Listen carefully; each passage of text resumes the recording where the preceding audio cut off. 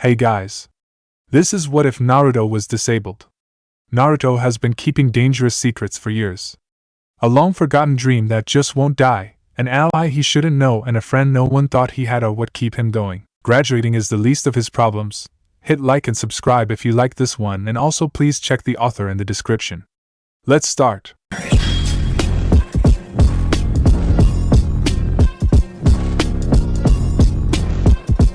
Chapter 1 Fail. I couldn't help chuckling under my breath at Sasuke's predicament. I had heard the shrieking of his fangirls from outside the academy, and the din was only worse on the inside of the classroom. As far as I could tell, his fangirls had been fighting over who got to sit next to him, and then the Uchiha heir, apparently too distracted to notice the shouting, made the mistake of walking in. Now he was being slowly suffocated from an acute lack of personal space, and I was sitting on my bench mentally laughing at him. The noise level hadn't dropped in the slightest by the time someone slumped on the desk beside me and growled, "Dope, team," I returned with a good-natured grin. "Escape the rabid fangirls for another day, eh?" Sasuke merely grunted in reply, resting his head on the desk.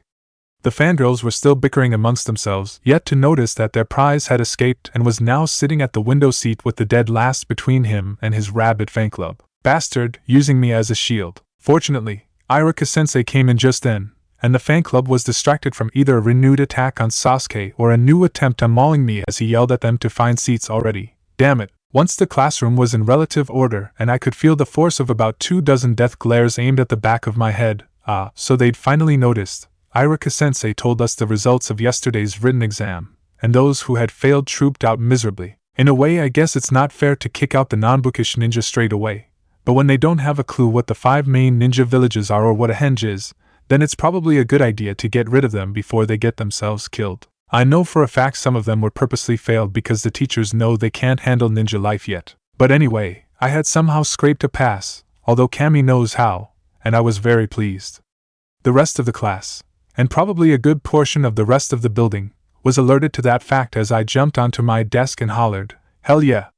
Konoha's about to meet its number 1 ninja." I would have shouted more if not for Sasuke grabbing a fistful of my shirt and yanking me backwards off the desk, sending me toppling.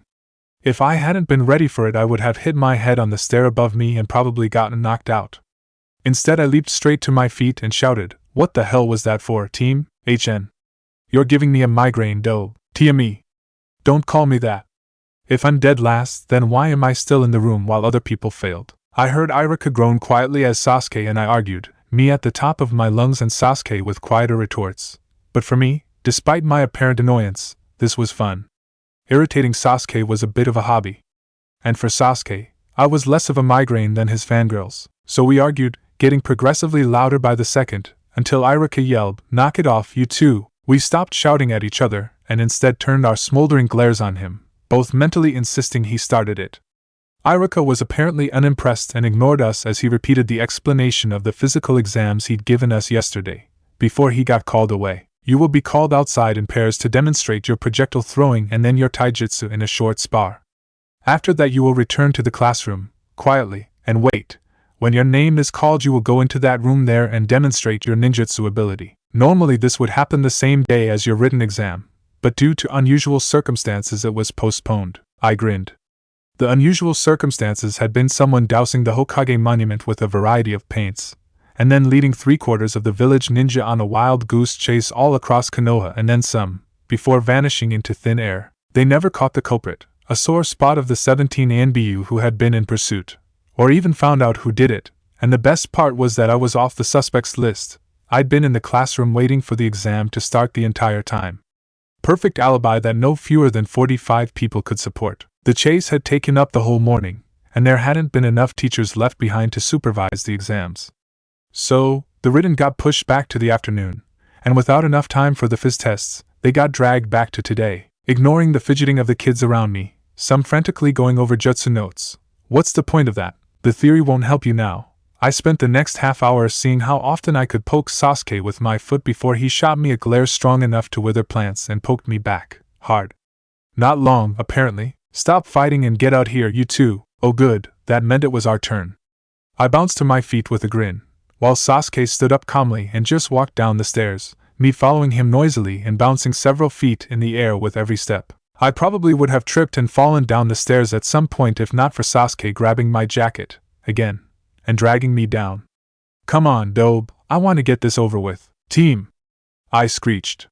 If you want to pass, you're gonna have to fight for it. Mizuki, who was the tester for the phys exams, sighed and dragged us apart before we could kill each other. Wait for the spar, he informed us sharply. Uchiha, you first, 3 kunai at that target, now. Sasuke threw the kunai instantly, and I heard the short thunk as each one hit the target. Nice. 3 bullseyes, Mizuki commented. You, same target, 3 kunai go. I breathed a faint sigh of relief and threw my weapons, hearing a clash as they hit Sasuke's, and frowned. That team's kunai had better not have thrown my shots off. But no, it seemed I was fine. Sasuke's voice faintly odd as he muttered, 2 dead center and 1 damn close. Not bad for a dobe. I shook my fist at him, a promise for the taijutsu fight. Shuriken went almost exactly the same, and we both passed. It would be impossible not to, with our scores. Now, we faced off on the grassy field, Mizuki standing between us and getting ready to get the hell out of the way.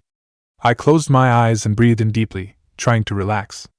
Freaking out or getting furious would not help me here. I needed to stay calm. Remember, taijutsu only you two, he told us. Sasuke, that means no katan jutsu. And no explosive tags. No weapons for either of you. Ready? Begin. My eyes snapped open and I sprang sideways, Sasuke's first punch missing me, and there was a crunching of shredding grass as he twisted on one foot to snap the other out at me in a powerful kick that I swept aside with both arms, dodging a follow-up punch and throwing my elbow at Sasuke's chest. It missed, of course. I landed on my forearms and immediately went into a roll. Once my back was underneath me, I pushed off, clipping Sasuke's chin with my feet as I jumped back upright.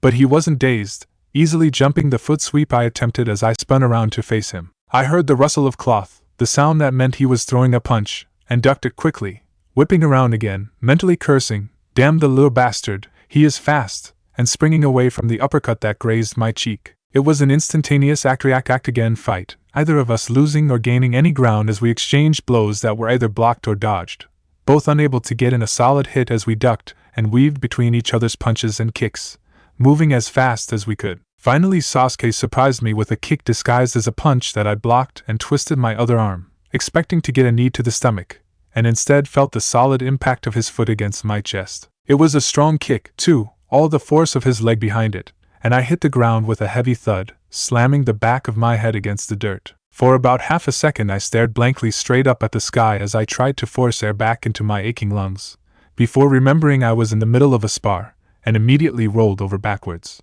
I got halfway through my roll before Sasuke landed on my legs, obviously having been aiming for my stomach, and found himself being flipped with my momentum, and he was thrown off easily as I flipped myself back upright and spun to face him, where he'd hit the ground with a thump and rolled away to get his breath back. We were both panting, breath rushing in and out of our lungs as we tried to get oxygen into our systems, having just been winded.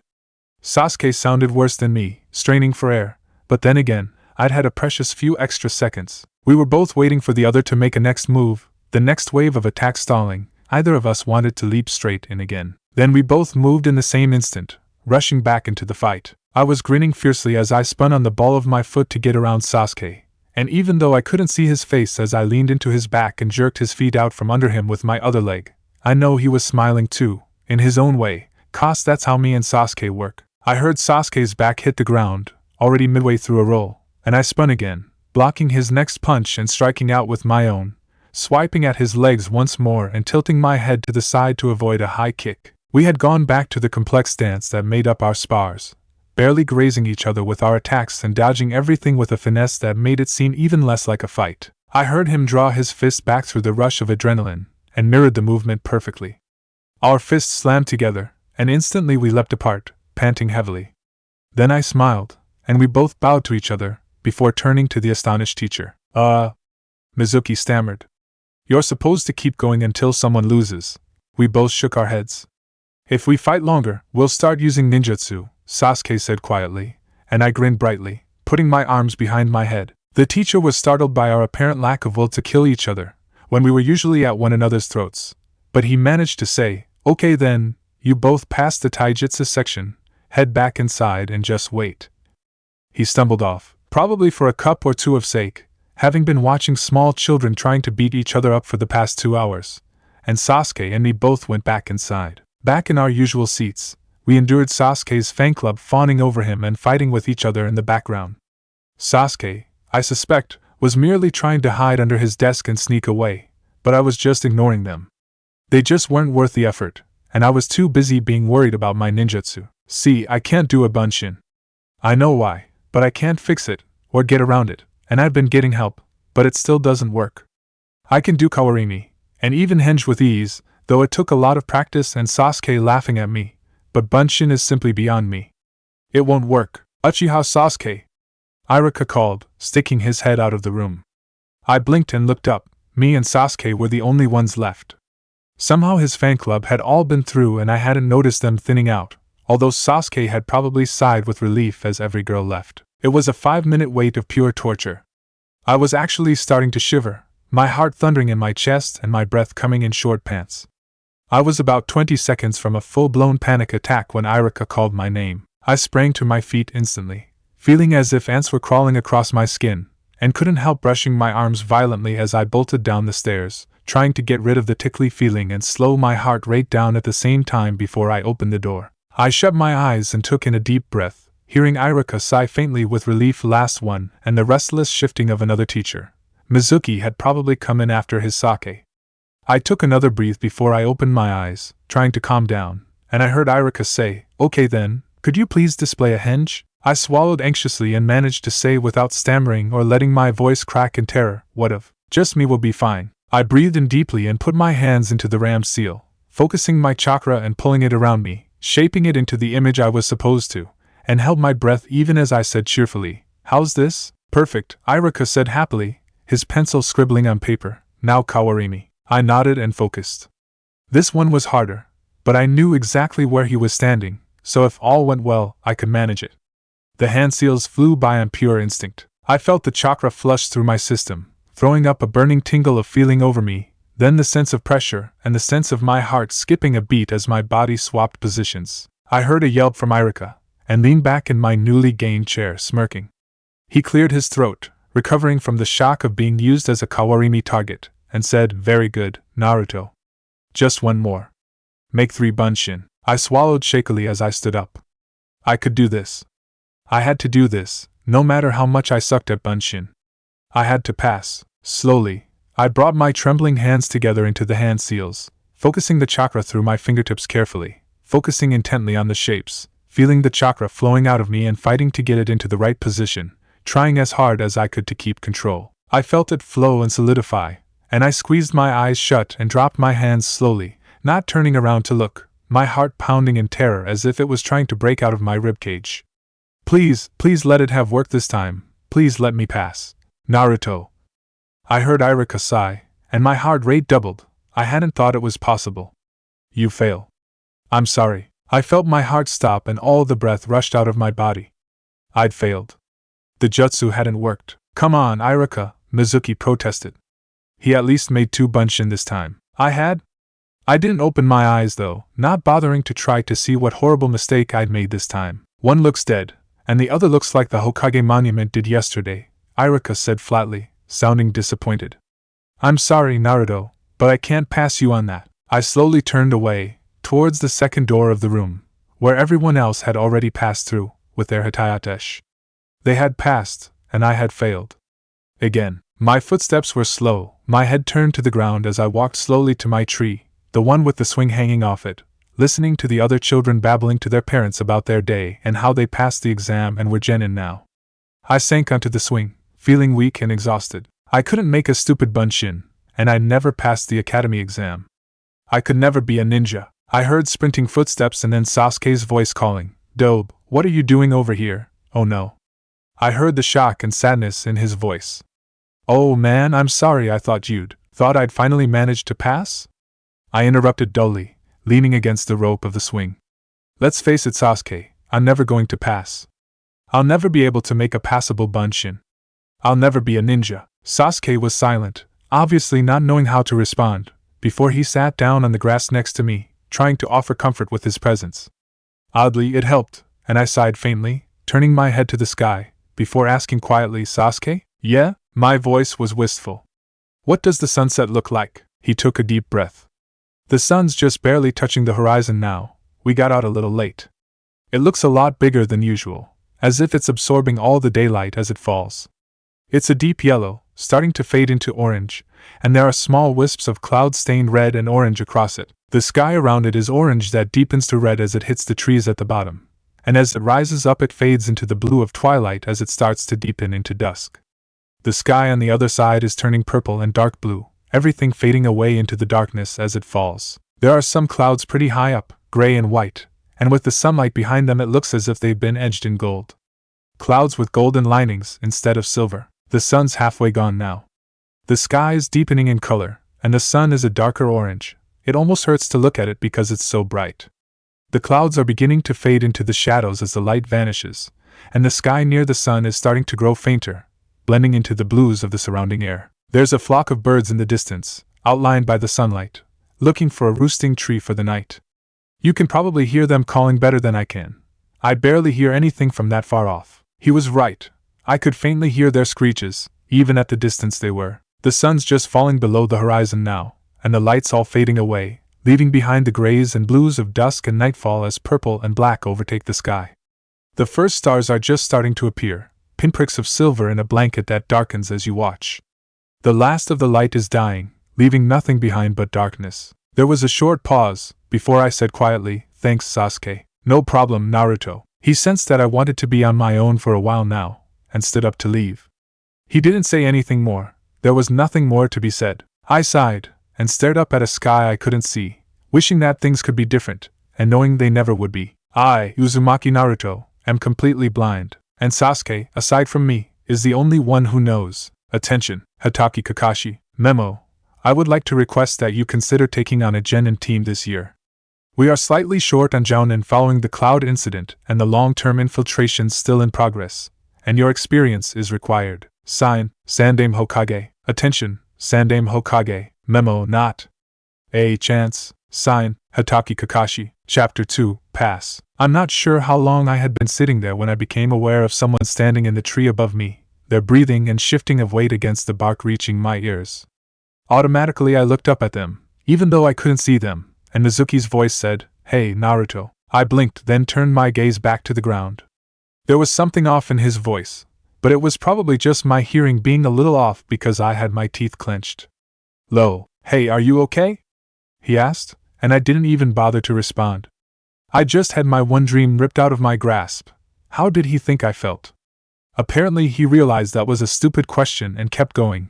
"I know Irika sounded like he was going a bit hard on you. See, Irika sees a bit of himself in you. He was an orphan too. He only wants to make sure you can handle it. Be the best ninja you can be. But I really wanted to pass this time." I whispered faintly. "Needed to pass. I know, he sighed, but there was definitely something wrong with his voice. "Hey, Naruto, what would you say if I told you about a secret way to pass?" My head jerked up, looking at where his voice was coming from. This usually gave me the illusion of eye contact. "There's another way to pass? Really? I still have a chance?" I heard a flicker of hair and cloth. He must have nodded. "Yep. I'm not really supposed to tell you about it, but you try so hard, you really deserve another chance." Yep, something was definitely off here.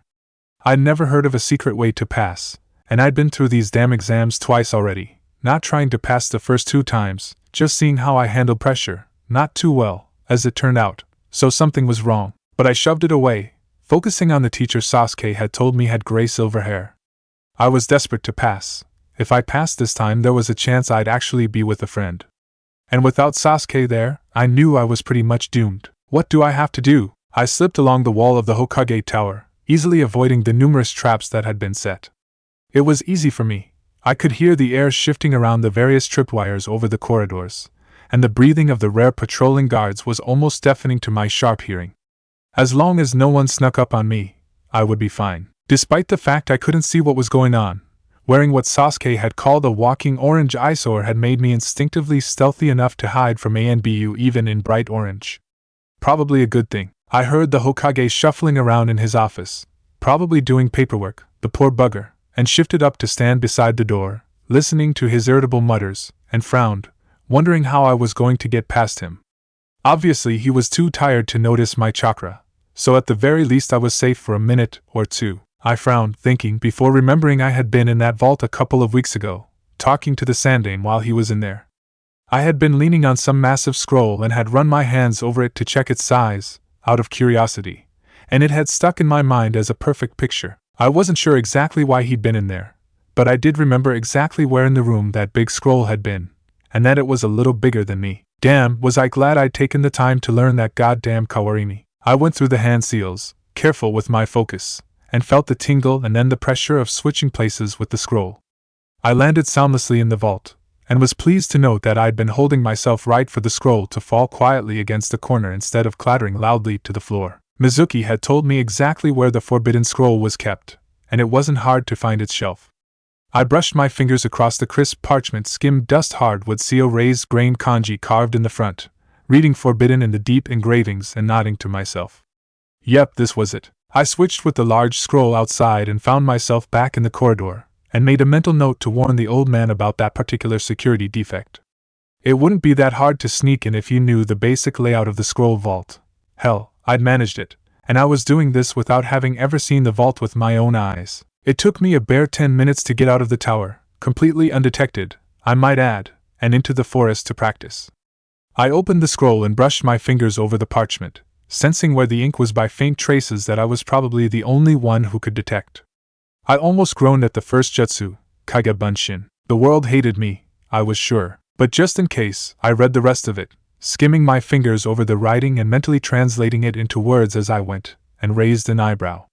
This one actually sounded like one I could do. Sure, it wouldn't be easy, and I'd probably need Sasuke to get it exactly right, but it sounded like a version of Bunshin that I might actually be able to do. I put my hands into the cross seal that the scroll had in a sketch, and said Kage Bunshin. I felt my chakra splitting, and felt the half that wasn't a part of me anymore beginning to swirl, me gently shaping it with only a nudge of my will here and there instead of the usual uphill fight it was. It was like the chakra actually knew what it was supposed to do. There was a poof as the clone solidified, and I held my breath, wondering if maybe, just this once, I had managed to do it right. Hey! My voice exclaimed, it worked. Huh! I said, confused. The scroll had said the clones would be solid, but it didn't mention talking. Awesome! This ability is gonna be really useful later on, the clone said happily. Better you managed it first try. Wonder how many of these things you can make at once? I found myself responding to the clone's question with, the scroll said however many my chakra can handle, so I guess I'll just have to experiment.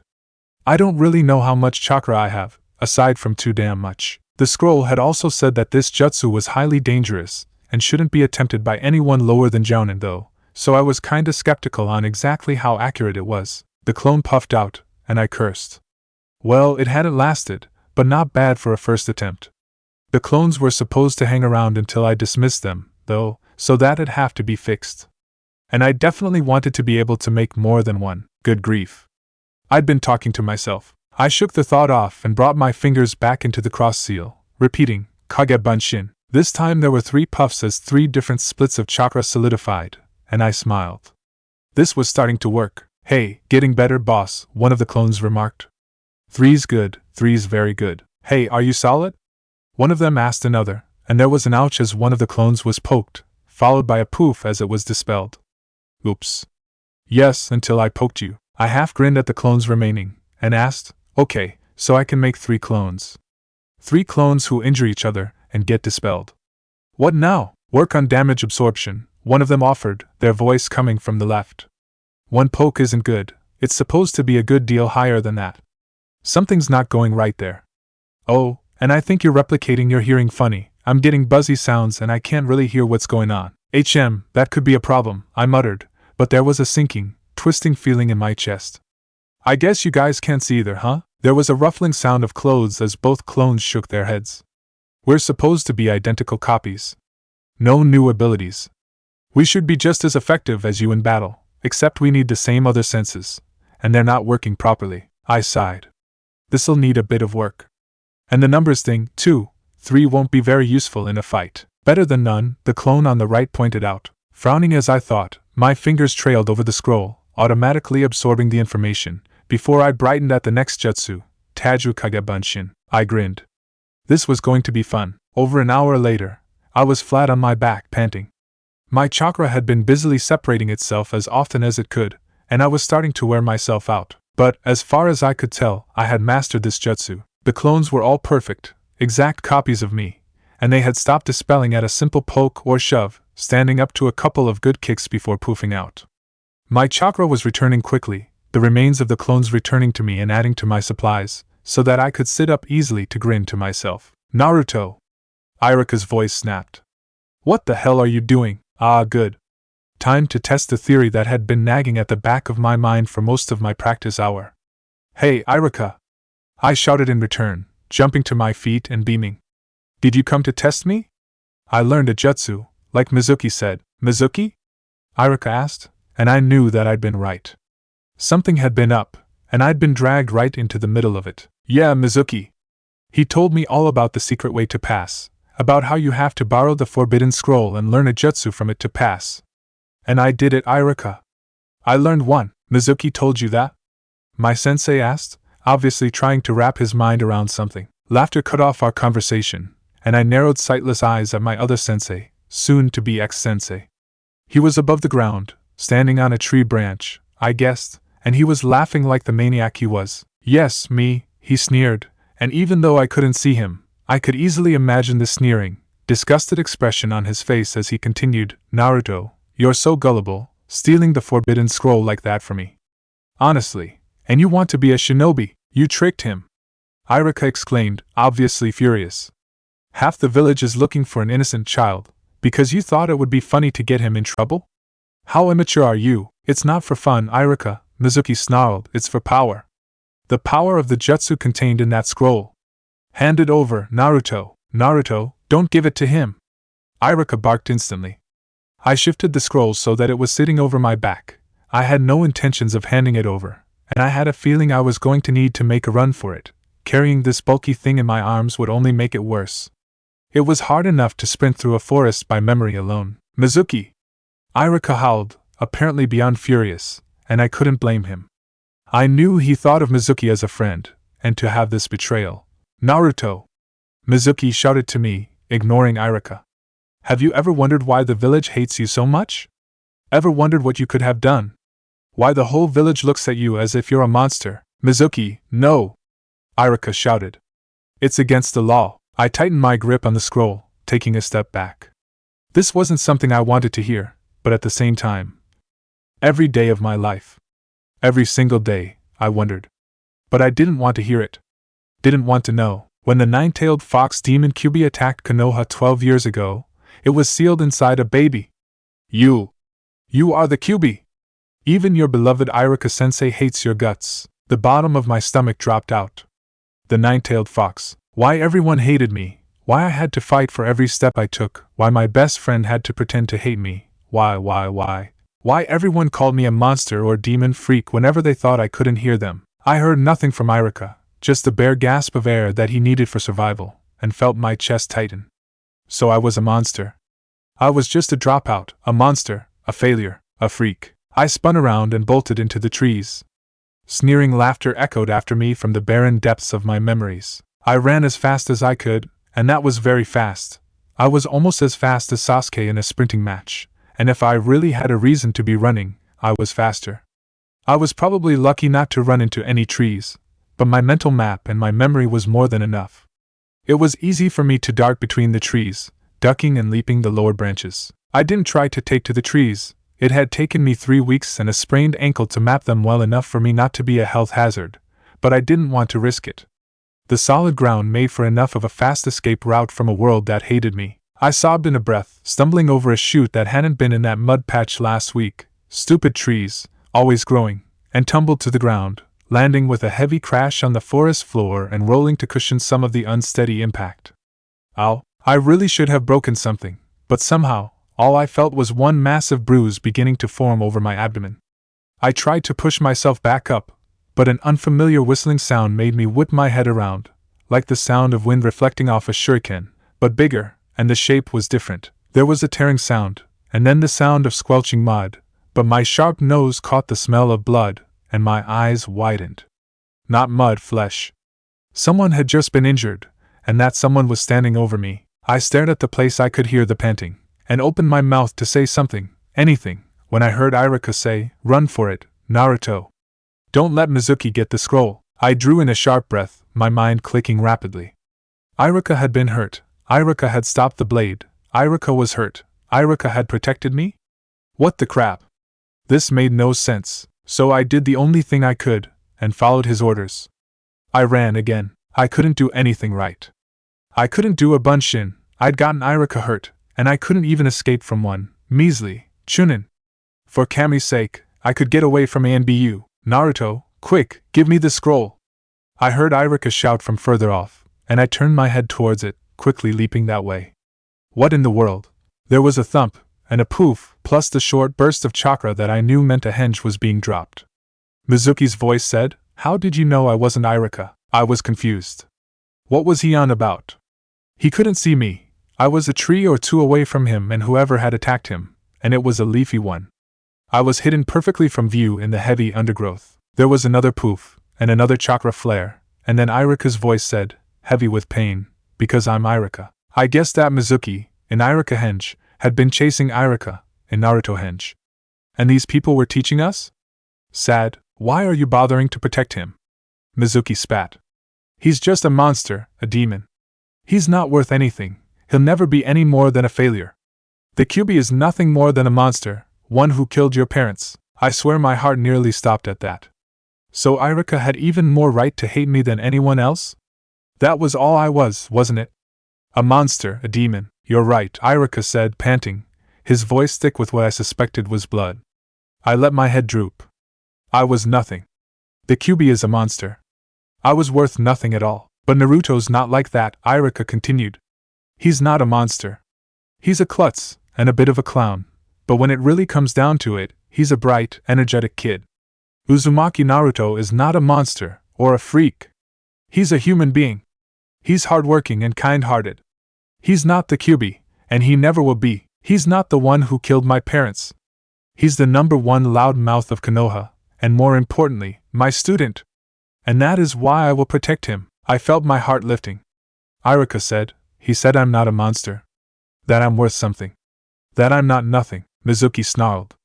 I was thinking of leaving you until later, but now I suppose I'll have to deal with you first. There was a strange clicking noise that I assumed was him getting out one of those funny shuriken-like weapons I'd heard before, and with a burst of hot rage I bared my teeth. Think again. I sprang out of my hiding place, just in time to deflect the weapon with a burst of chakra from one outstretched hand and halting in a defending position in front of Irika, one of the few people on the planet who had ever defended me. If you touch my sensei, I growled, the sound feral with hate, I'll kill you. Mizuki laughed. He laughed, ignoring the killer intent that had to be coming off me in waves. You can't take me down, he sneered. You're nothing. I grinned, moving my hands into a seal that was fast becoming familiar. Taijutsu Kage Bunshin. I roared at the top of my lungs, and I felt my chakra dividing itself as fast as it possibly could, the results exploding into existence all around us. I let my grin widen, baring my teeth. That was definitely the best one so far, well over 1,000. I inhaled deeply, and heard 1,000 sets of lungs imitating me, as we all bellowed, CHAARGE. With 1,000 of me in action, it took a bare 20 seconds to pummel Mizuki into unconsciousness, the constant barrage of furious punches and kicks not being something any normal human could withstand for more than a few seconds. As I, the real me, kicked him into a tree, the 1,000 clones I'd managed to conjure up dispelled, one by one disappearing from existence. I smiled sheepishly at the spot I could hear Irika's labored breathing, saying, I guess I overdid it a bit, huh? Irika coughed. Just a little, I think. Naruto, come here, and close your eyes. I walked over to him slowly, wondering what he would think of me now.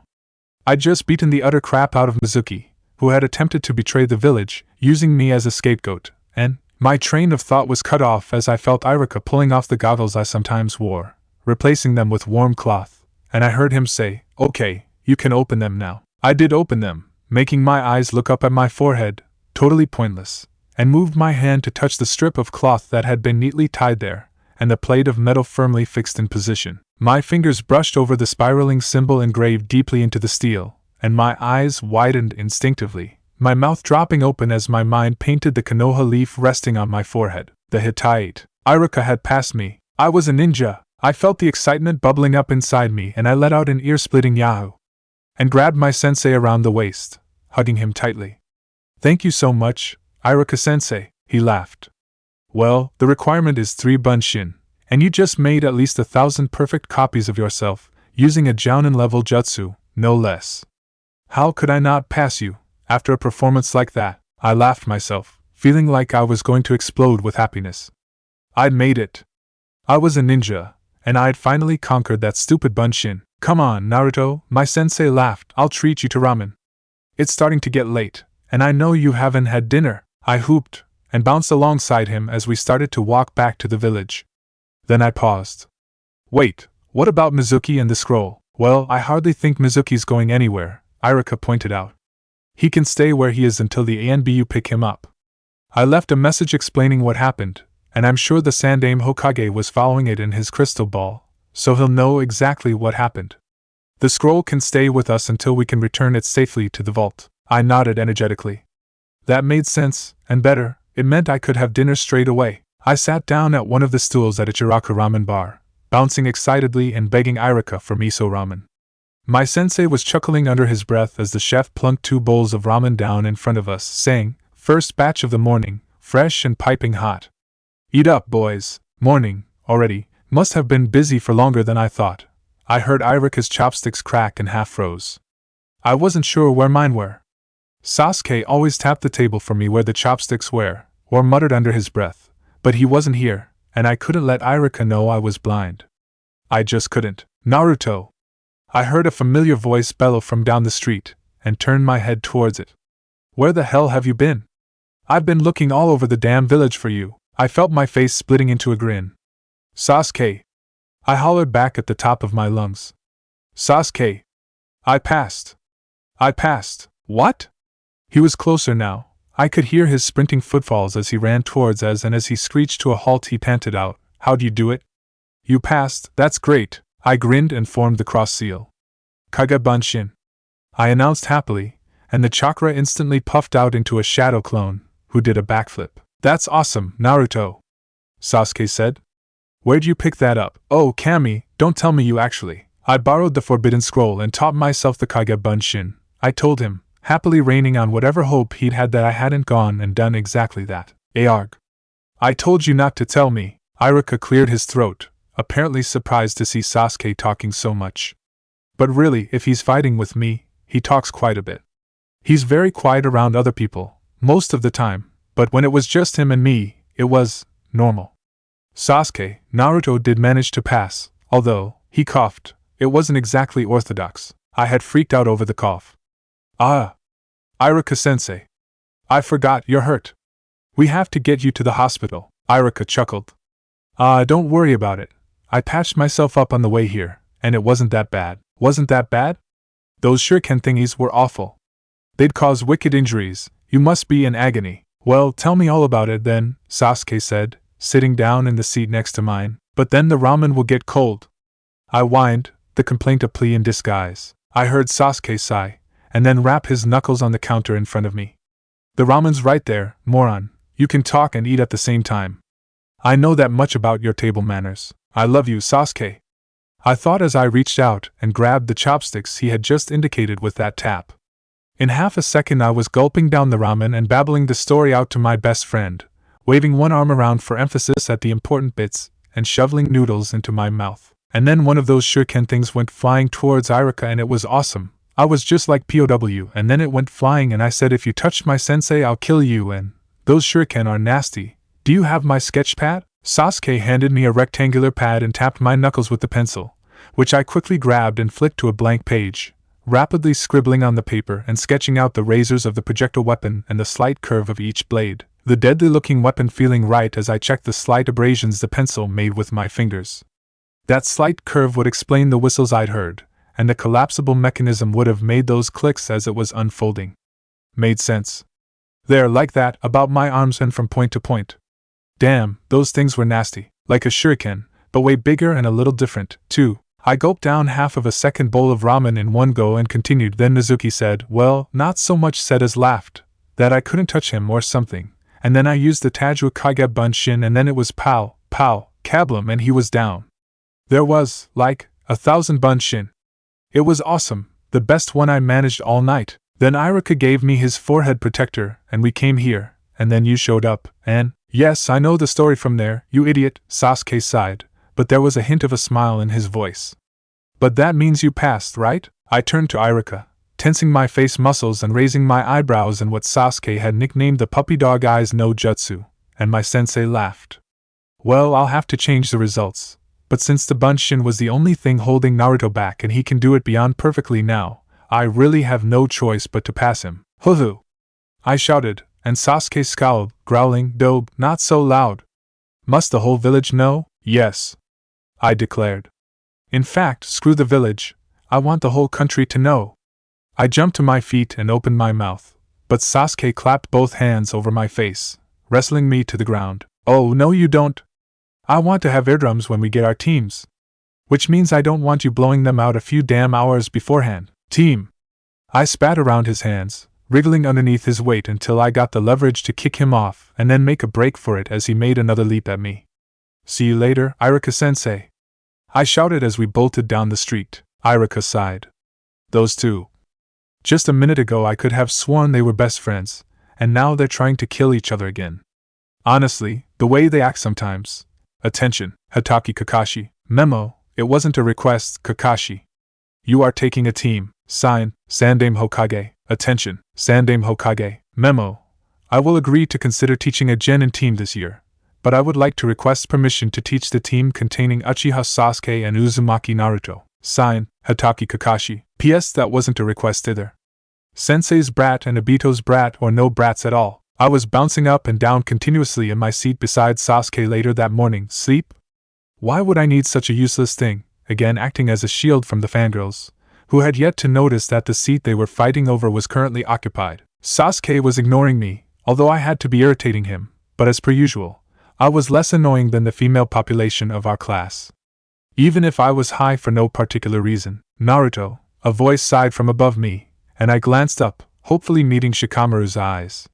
His voice had a slower tempo than a normal person's, probably something to do with his laziness. He spoke slowly so that if someone got what he was saying before he finished, he wouldn't have to say the whole sentence. "You know, this class is for graduating students only," I scowled. "In case you haven't noticed, Shika, I have a Hittite, which means that I passed. So I'm meant to be in here, thank you very much," he sighed again. "This is too troublesome," he muttered, slouching off to a seat closer to the back, next to Chuji, who was eating chips again. Slightly stale chips, I noticed from the sounds of the crunches. The din of the classroom only got worse when the two ringleaders of Sasuke's fan club came shoving in, calling each other names and obviously arguing over the coveted position of being seated next to their hero. Sasuke let out a tiny sound that could have been a whimper, and I would have been teasing him mercilessly over the unmanly sound if I hadn't been distracted by a high-frequency screech blasting my sensitive ears. After a few seconds, when the ringing had died down a little, I said, "Ow. I think I'm deaf in my right ear now." Sasuke sniggered. "Well, that sucks," he muttered out of the corner of his mouth. "You may not need your eyes to be a ninja, but you sure as hell need your ears." Why? I wasn't actually deaf, but as I listened to the two girls bickered at each other at high pitches, I rather wished I was. Their pitch was giving me a hashtag and %ing migraine. "I was here first, forehead girl." "No way, Ino pig. Sasuke-kun would way rather sit next to me than you." "Wouldn't you, Sasuke-kun?" The sickly, vaguely bubbly tone the girl was using made me feel ill, while the high pitch just made my ears hurt. Sure, take the easy way out, Sasuke. What am I, invisible?" I snapped aloud. "I'm sitting here, so go somewhere else." The fangirls turned their attention to me, which, while it gave Sasuke a bit of relief, gave me a headache even through the fingers I had the foresight to shove in my ears. I couldn't even understand half of what they were screeching, let alone care. Irika's voice cut through the white wall of noise that was Sakura and Ino's voices, bellowing, "Sit down and shut up for Kami's sake." I had almost forgotten how loud he could be when he needed to be. Ino snorted and stomped away, a scowl evident in the weight under her footsteps, but to my absolute horror, Sakura squeezed onto the bench beside me. "Please don't let her speak, please don't let her speak, please don't let her speak. Sasuke-kun, don't you hope that we could be on the same team? That would be great, wouldn't it?" she spoke. I moaned silently and hid my head under my arms. HN. No, Sasuke, don't encourage her. Listen up. Iruka barked. You are now genin, which means that you take on genin duties. And it's not all fun and games anymore. The life of a ninja is full of hardships and trials to endure, pain and difficulty. He actually said a lot more, but I ignored him, tracing the grain of the wood of the desk with my fingertips until he started to call out the teams. When I blinked myself awake and asked Sasuke, so, what did he just say in that long and pointless speech that I didn't listen to? That we are genin, ninja lives suck, and these are our teams, Sasuke muttered under his breath. Oh. So why couldn't he just say that in the first place? Because he's a teacher. Teachers are hardwired to say as little as possible in as many words as they can. You would suck at being a teacher. You'd be great at it, if not for the fact that you couldn't see what the little snot-nosed torags were doing. Why is that, Sasuke-kun? Sakura put in, and my heart nearly stopped. Shit, she was listening. Because he's an absent-minded twat, Sasuke replied, and I breathed a faint sigh of relief before retorting, I am not team, oh a bug. I looked over the edge of my desk, tipping my head towards the small insect I could hear scuttling on the floor. My tone was argumentative, but Sasuke knew, through my proving of his point, that I was thanking him for the quick save. HN. I rest my case. No problem, Naruto. Team 7, Uzumaki Naruto. Uchiha Sasuke. Oh, thank Kami. I felt my shoulder muscles relaxing, and Sasuke brushed my hand reassuringly. And Haruno Sakura. Oh crap. Me and Sasuke both groaned, while Sakura whooped with excitement at being put on Sasuke-kun's team. Thud. I slammed my head on the desk twice more, before Sasuke poked me hard in the shoulder. Knock it off, you don't have that many brain cells to lose. Team, I grumbled. Several hours of listening to Sakura's high-pitched fawning later, and I was ready to crawl under a desk and die. Where the F asterisk and percent is our F asterisk and percent ing sensei? Naruto. Sakura yelled at me, don't swear in front of a lady. I'll swear whenever I goddamn want to. I yelled in her general direction. My ears were ringing, and it was getting harder to tell where she was. And where the F asterisk and percent is this lady you speak of? I heard her fist moving, but I was wedged between the bench and the desk and couldn't get low enough in time to dodge, catching her punch in the back of the head. Oh wow. I complained, having been shoved off the bench and onto the floor. That hurt, HN. And you call yourself a ninja? Sasuke's voice was mocking, but there was a flicker of concern only I could hear, and I mentally translated, are you okay? A lot of what we say isn't in what's actually said. It means we can have a full-blown argument, and be discussing bits and pieces that no one else knows about. I think it's useful. Sasuke says it's creepy, but I'm pretty sure he's joking. Yes, I do. I shouted back at him. Translation, I'm fine. It was her fault. She is so annoying, HN. I agree. Let's kill her later. Okay, so maybe the second bit was wishful thinking. Despite that, my mind was already going through vague, half-formed plans of breaking into her house and setting her bed on fire. And how long were we meant to put up with her? I'm bored. I announced to most of the building, and rolled out from under the bench, bouncing down steps that I had long ago taught myself to navigate without falling flat on my face. I grabbed a chalkboard eraser from the bottom of the blackboard and went to the door, opening it a crack and wedging the duster up the top. The next person to open it would get a good bonk on the head. Naruto, what are you doing? Sakura snapped. Your pranks are so stupid. Do you want to get in trouble with our Jounin-sensei? I snorted. If he's good enough to know it's there, we'll get a little knowledge on his abilities. If he can't, he'll learn not to underestimate us just because we're kids. Fair trade. Plus, it's his fault he's late. Naruto. What if they're an emergency, and that's why he's late? By 4 hours? Nah. The only emergency I accept for that is dead, or mortally wounded. Right, Sasuke? You're such an idiot. Translation, bingo. I heard footsteps echoing down the corridor, too light and far apart to be children, and the wrong pulse to be Iruka or any of the other teachers. I sat up a little straighter, and Sasuke shifted nearby to look at the door, he having noticed me hearing something worth noting. I heard the door open and a single footfall as someone took a step inside, followed by the thump of the eraser hitting something. Sakura yelped, and I hissed to Sasuke quickly under my breath, what happened, what happened, what happened, what happened? He stepped in and the eraser hit him, right on the head, he hissed back. Nice shot. Yes, my first impression of you three is that you're a waste of my time. His voice had a similar pulse to Shikamaru's, but was a lower baritone, more arrogant, and even more bored than lazy. And my first impression of you is that you need an attitude transplant and a wristwatch, I retorted promptly. Good thing first impressions are often wrong, at Kakashi-sensei? I got the definite sense that someone was glaring at me. I wonder who? Well, meet me up on the roof, our new teacher said boredly, and there was a poof and a flash of chakra, stronger than henge, and closer in timbre to Kawarimi. Sakura gasped, and Sasuke muttered under his breath to me, he just used Shunshin.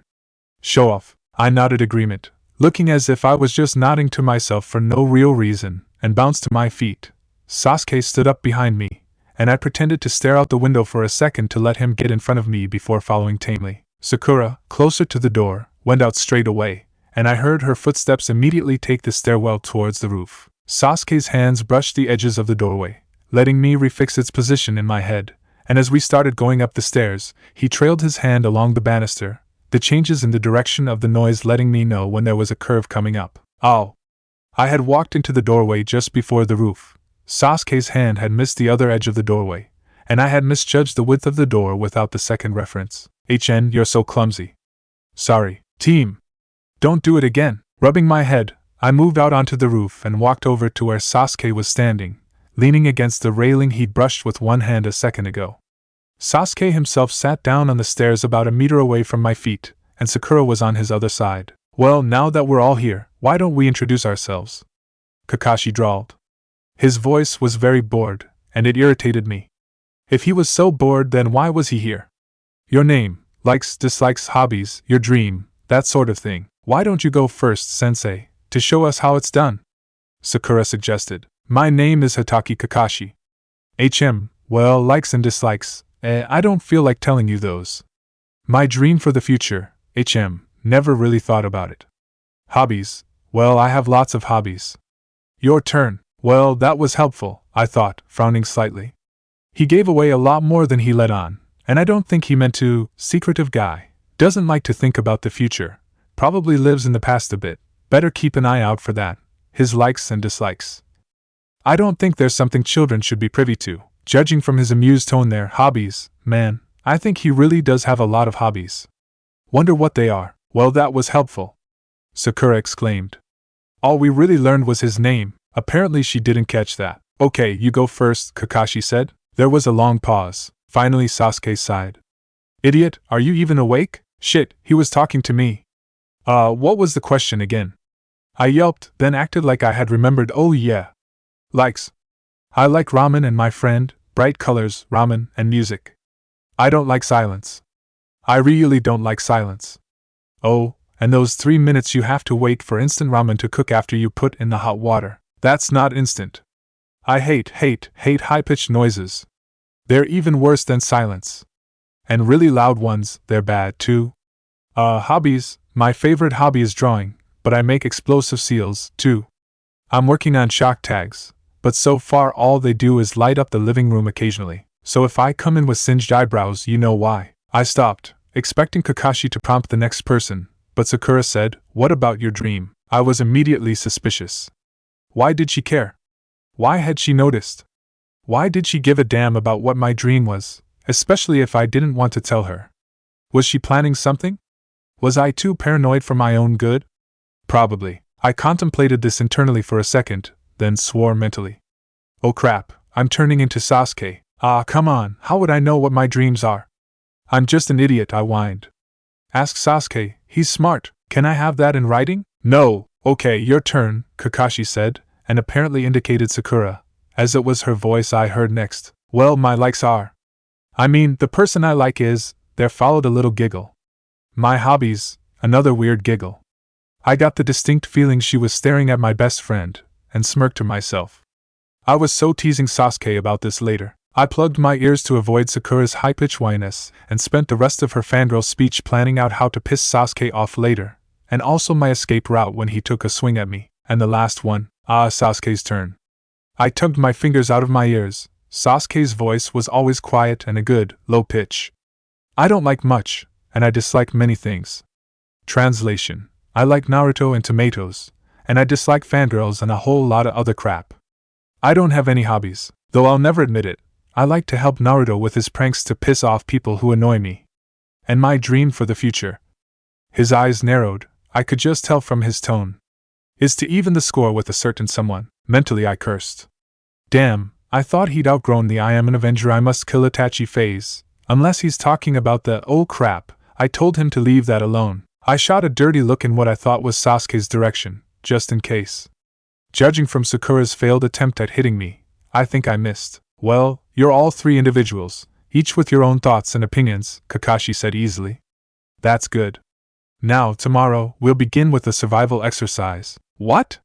But we did survival exercises back in the academy, said Sakura, sounding confused, and I gave a barely noticeable shudder. Those had been hell for someone who couldn't see what the crap he was doing. Thank God for Sasuke. I remember this one time he got put on the opposite team and I know I totally flunked that one. I fell into a pool of freezing slime that I swear wasn't there a second ago. I tuned back and just in time to hear Kakashi chuckling. Huh! What did I miss this time? You see, out of the 27 graduates, only 9 of them will become genin. What? Sakura screamed. I already had my fingers in my ears. If we did pass on the same team, I was going to have to talk to her about the shrieking habit. I wasn't surprised by the extra test thing. I'd heard some jounin discussing the second genin exam a couple of weeks ago. I don't think I was supposed to overhear it, but this was apparently it. Huh. They hadn't been joking. I myself was scowling internally. Kakashi's tone had hinted at the fact he thought we'd fail his stupid test. Well, we'd show him. And anyway, he couldn't even dodge an eraser and had shown up 4 hours late.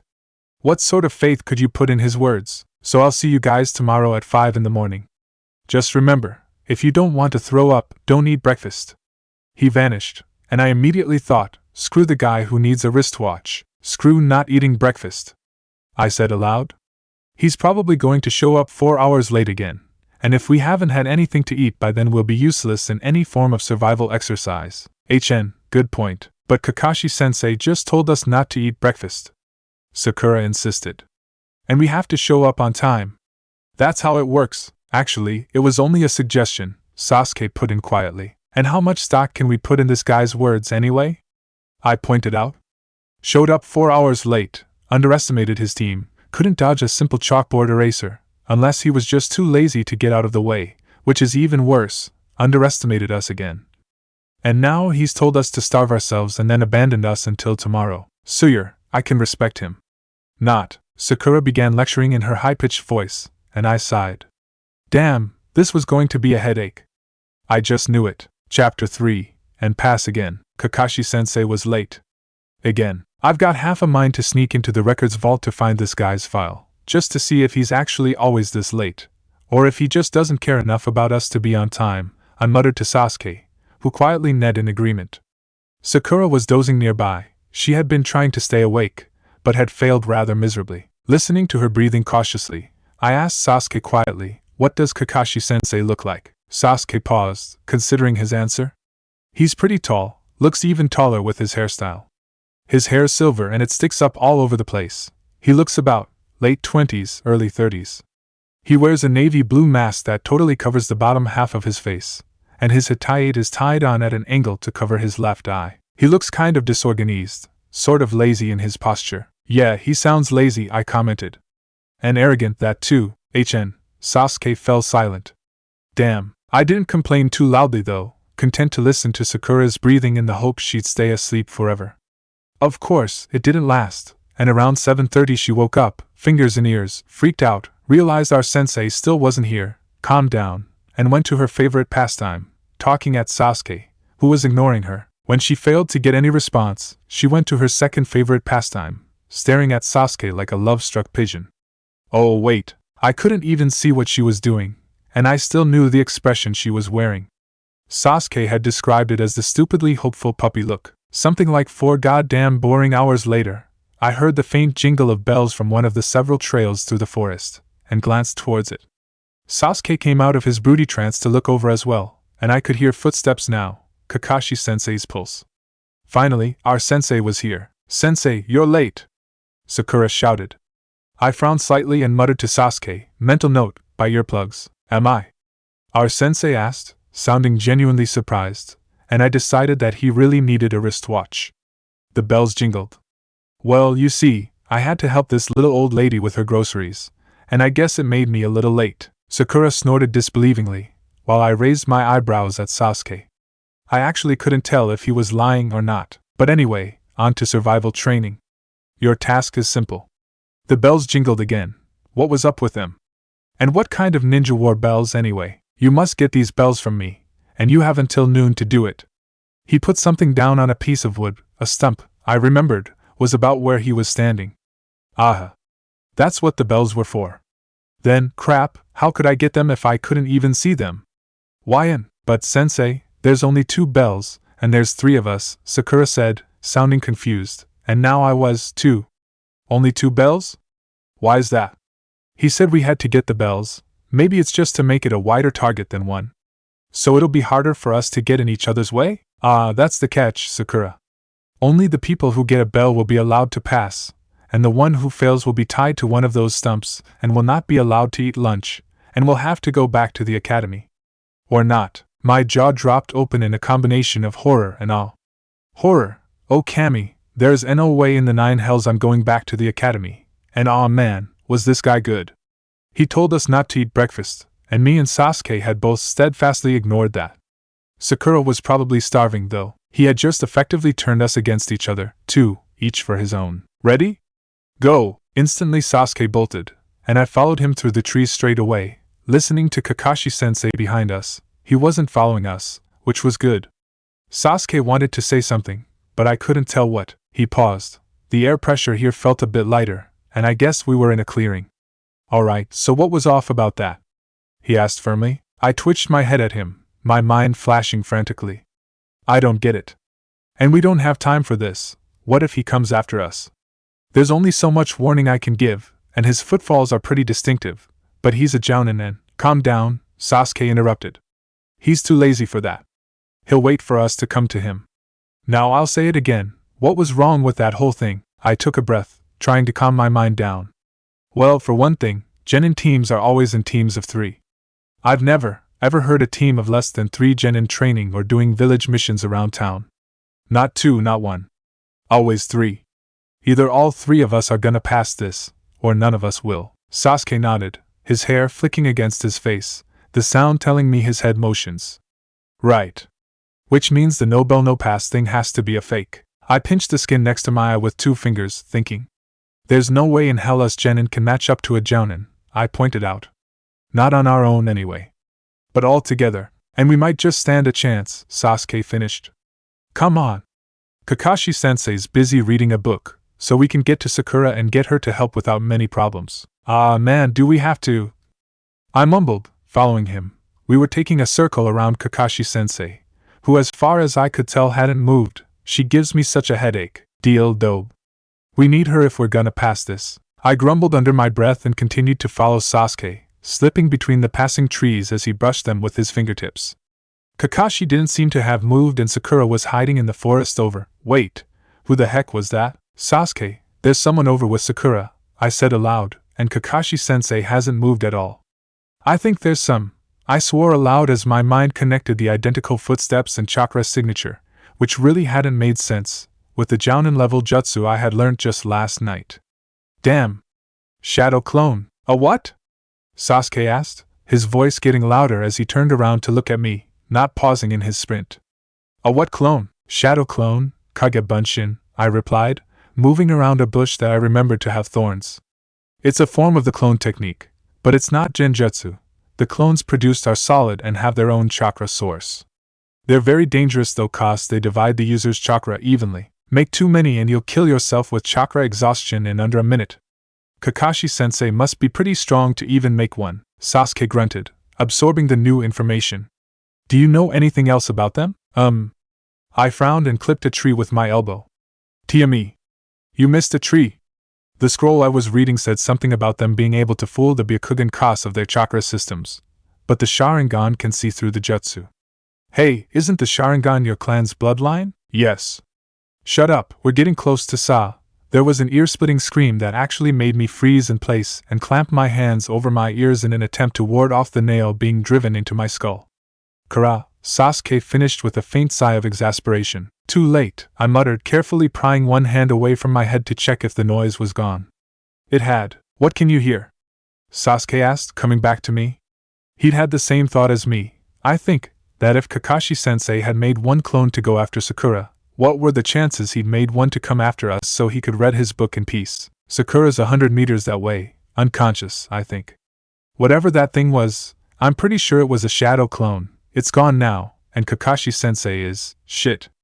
20 meters north and closing. Shit, Sasuke agreed, and whipped around to face the direction I'd told him. Double shit, I hissed under my breath, moving to stand at his back. The Bunshin's coming up behind us. This is not going to be fun, HM. I can't say I expected to find you two together, our sensei's voice remarked from behind me. I didn't turn around, focusing my ears on the faintest of sounds the Bunshin was making, barely detectable, but enough to alert me to the threat still coming. You two are usually at each other's throats. Why cooperate now, when one of you could easily drag the other down? I scowled, knowing what he was up to. Necessity, Sasuke informed him, also catching on. Like one genin can take on a jounin, even less likely. I continued, narrowing sightless eyes at where the clone was just brushing past a bush and through what I thought was the boundary of our clearing. Is 2 genin against 2 jounin. I yanked on the back of Sasuke's shirt, and we both crouched down, dodging the flurry of metal weapons.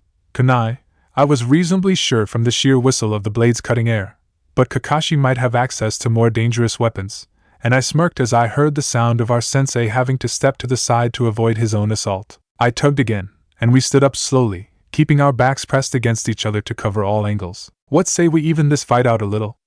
I asked rhetorically, bringing my hands into my newly favorite cross seal. Kaga Bunshin. Instantly 10 puffs of smoke went off, surrounding me and Sasuke in a wave of haze.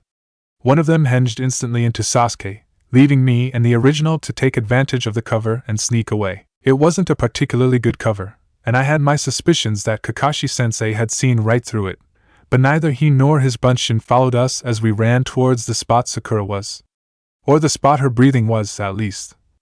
Sasuke would probably have been completely unable to find her without my ears pointing him in the right direction. Or not, as he described the scene of her fainting. Looks utterly terrified, face white enough to make her hair look red. What color is her hair normally? Pink, and I've heard it's natural. Pink.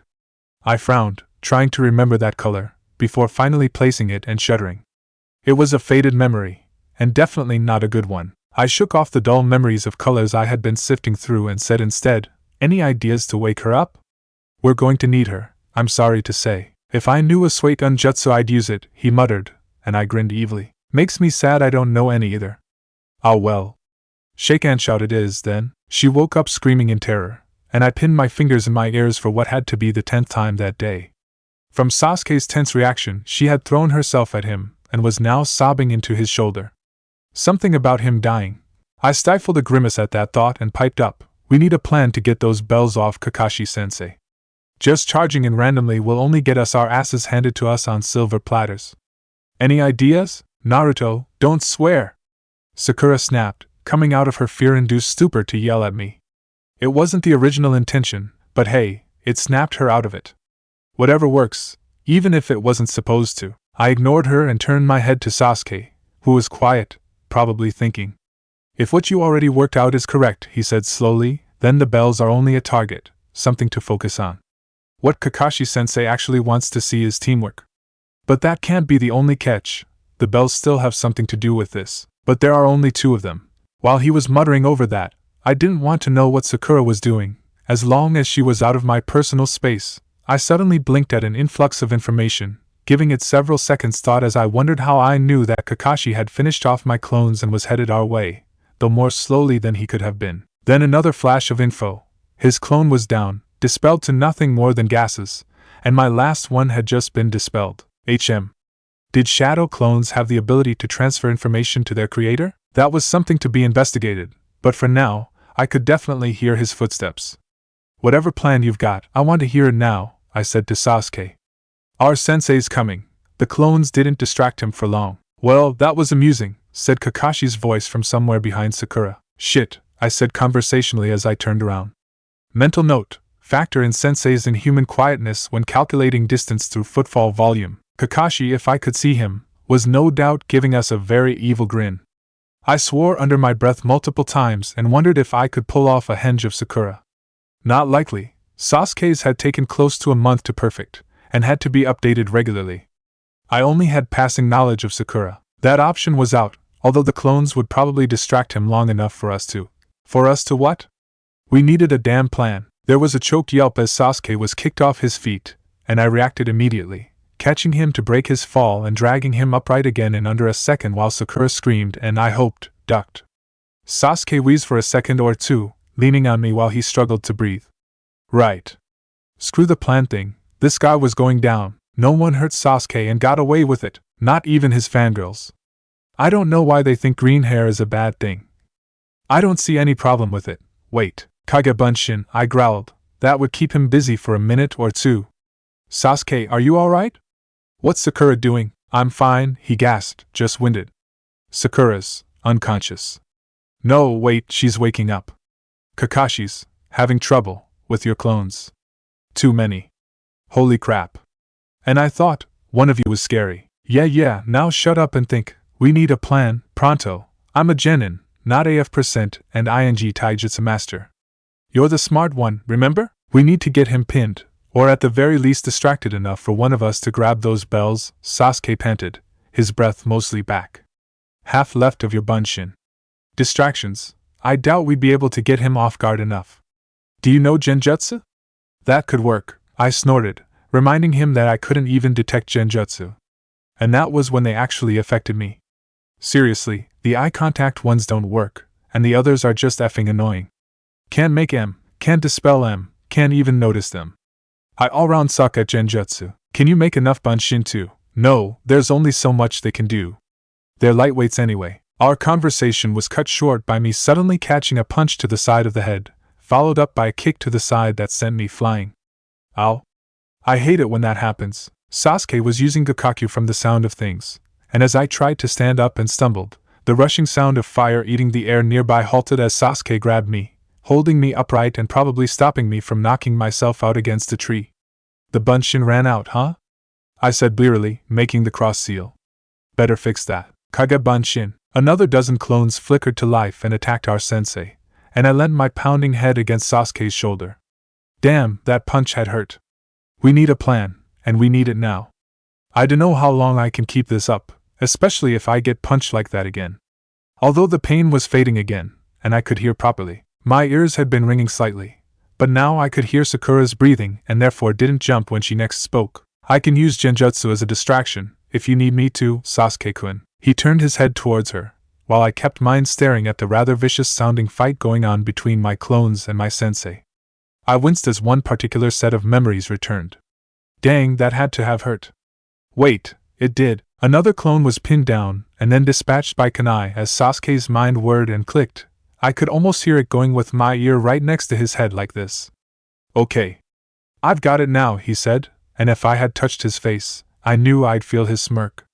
The predatory smirk that made you glad he was on your side, if he was. The "you are so screwed now" smirk. We backed away, leaving my clones to bother Kakashi for a while Sakura set up her genjutsu and we all got into position. I couldn't sense anything happening, but I dismissed it as a "you suck at genjutsu" thing. Then, when Sasuke gave the signal, a tap to the back of my hand, I mass dispelled my remaining clones. There were only 3 left by this stage, then sent up a massive flare of chakra as I created as many clones as I could. Kakashi-sensei instinctively turned towards the flare, which was what Sasuke had been counting on. In the split second he let down his guard just a fraction, Sakura's mild genjutsu took hold, and then I let all heck break loose. At least 100 clones exploded out of the forest, aimed at the thoroughly distracted Kakashi-sensei, and tackled him, weighing him down and frantically grabbing at the bells. Sasuke and the original me joined in the fray, Sasuke shooting a Hozenka that escaped my clones and singed our sensei, and me making a frantic dive for the temptingly jingling bells I could hear as the man staggered back to his feet. My hand closed around 2 metallic objects, there was a slight pressure, and then a snap as the strings broke, and then I hit the ground rolling. Panting, I sprang to my feet, my fist tight around the bells we had fought so hard for, mildly surprised the genjutsu ambush had worked, and mildly disappointed. I'd wanted to test my new shock tags too. The clones all backed away and then all dispelled at once, and I staggered at the sudden rush, but shook my head to clear it and looked up at the spot I could hear Kakashi-sensei's slightly elevated breathing. We got the bells, I told him, holding one out to Sasuke, who took it and tapped it with one finger, testing the ring to check if it was genuine. So, who passes and who fails? Kakashi asked, sounding a blend between somber and cheerful. It was a scary blend. We got the bells, and we used teamwork, Sasuke said firmly.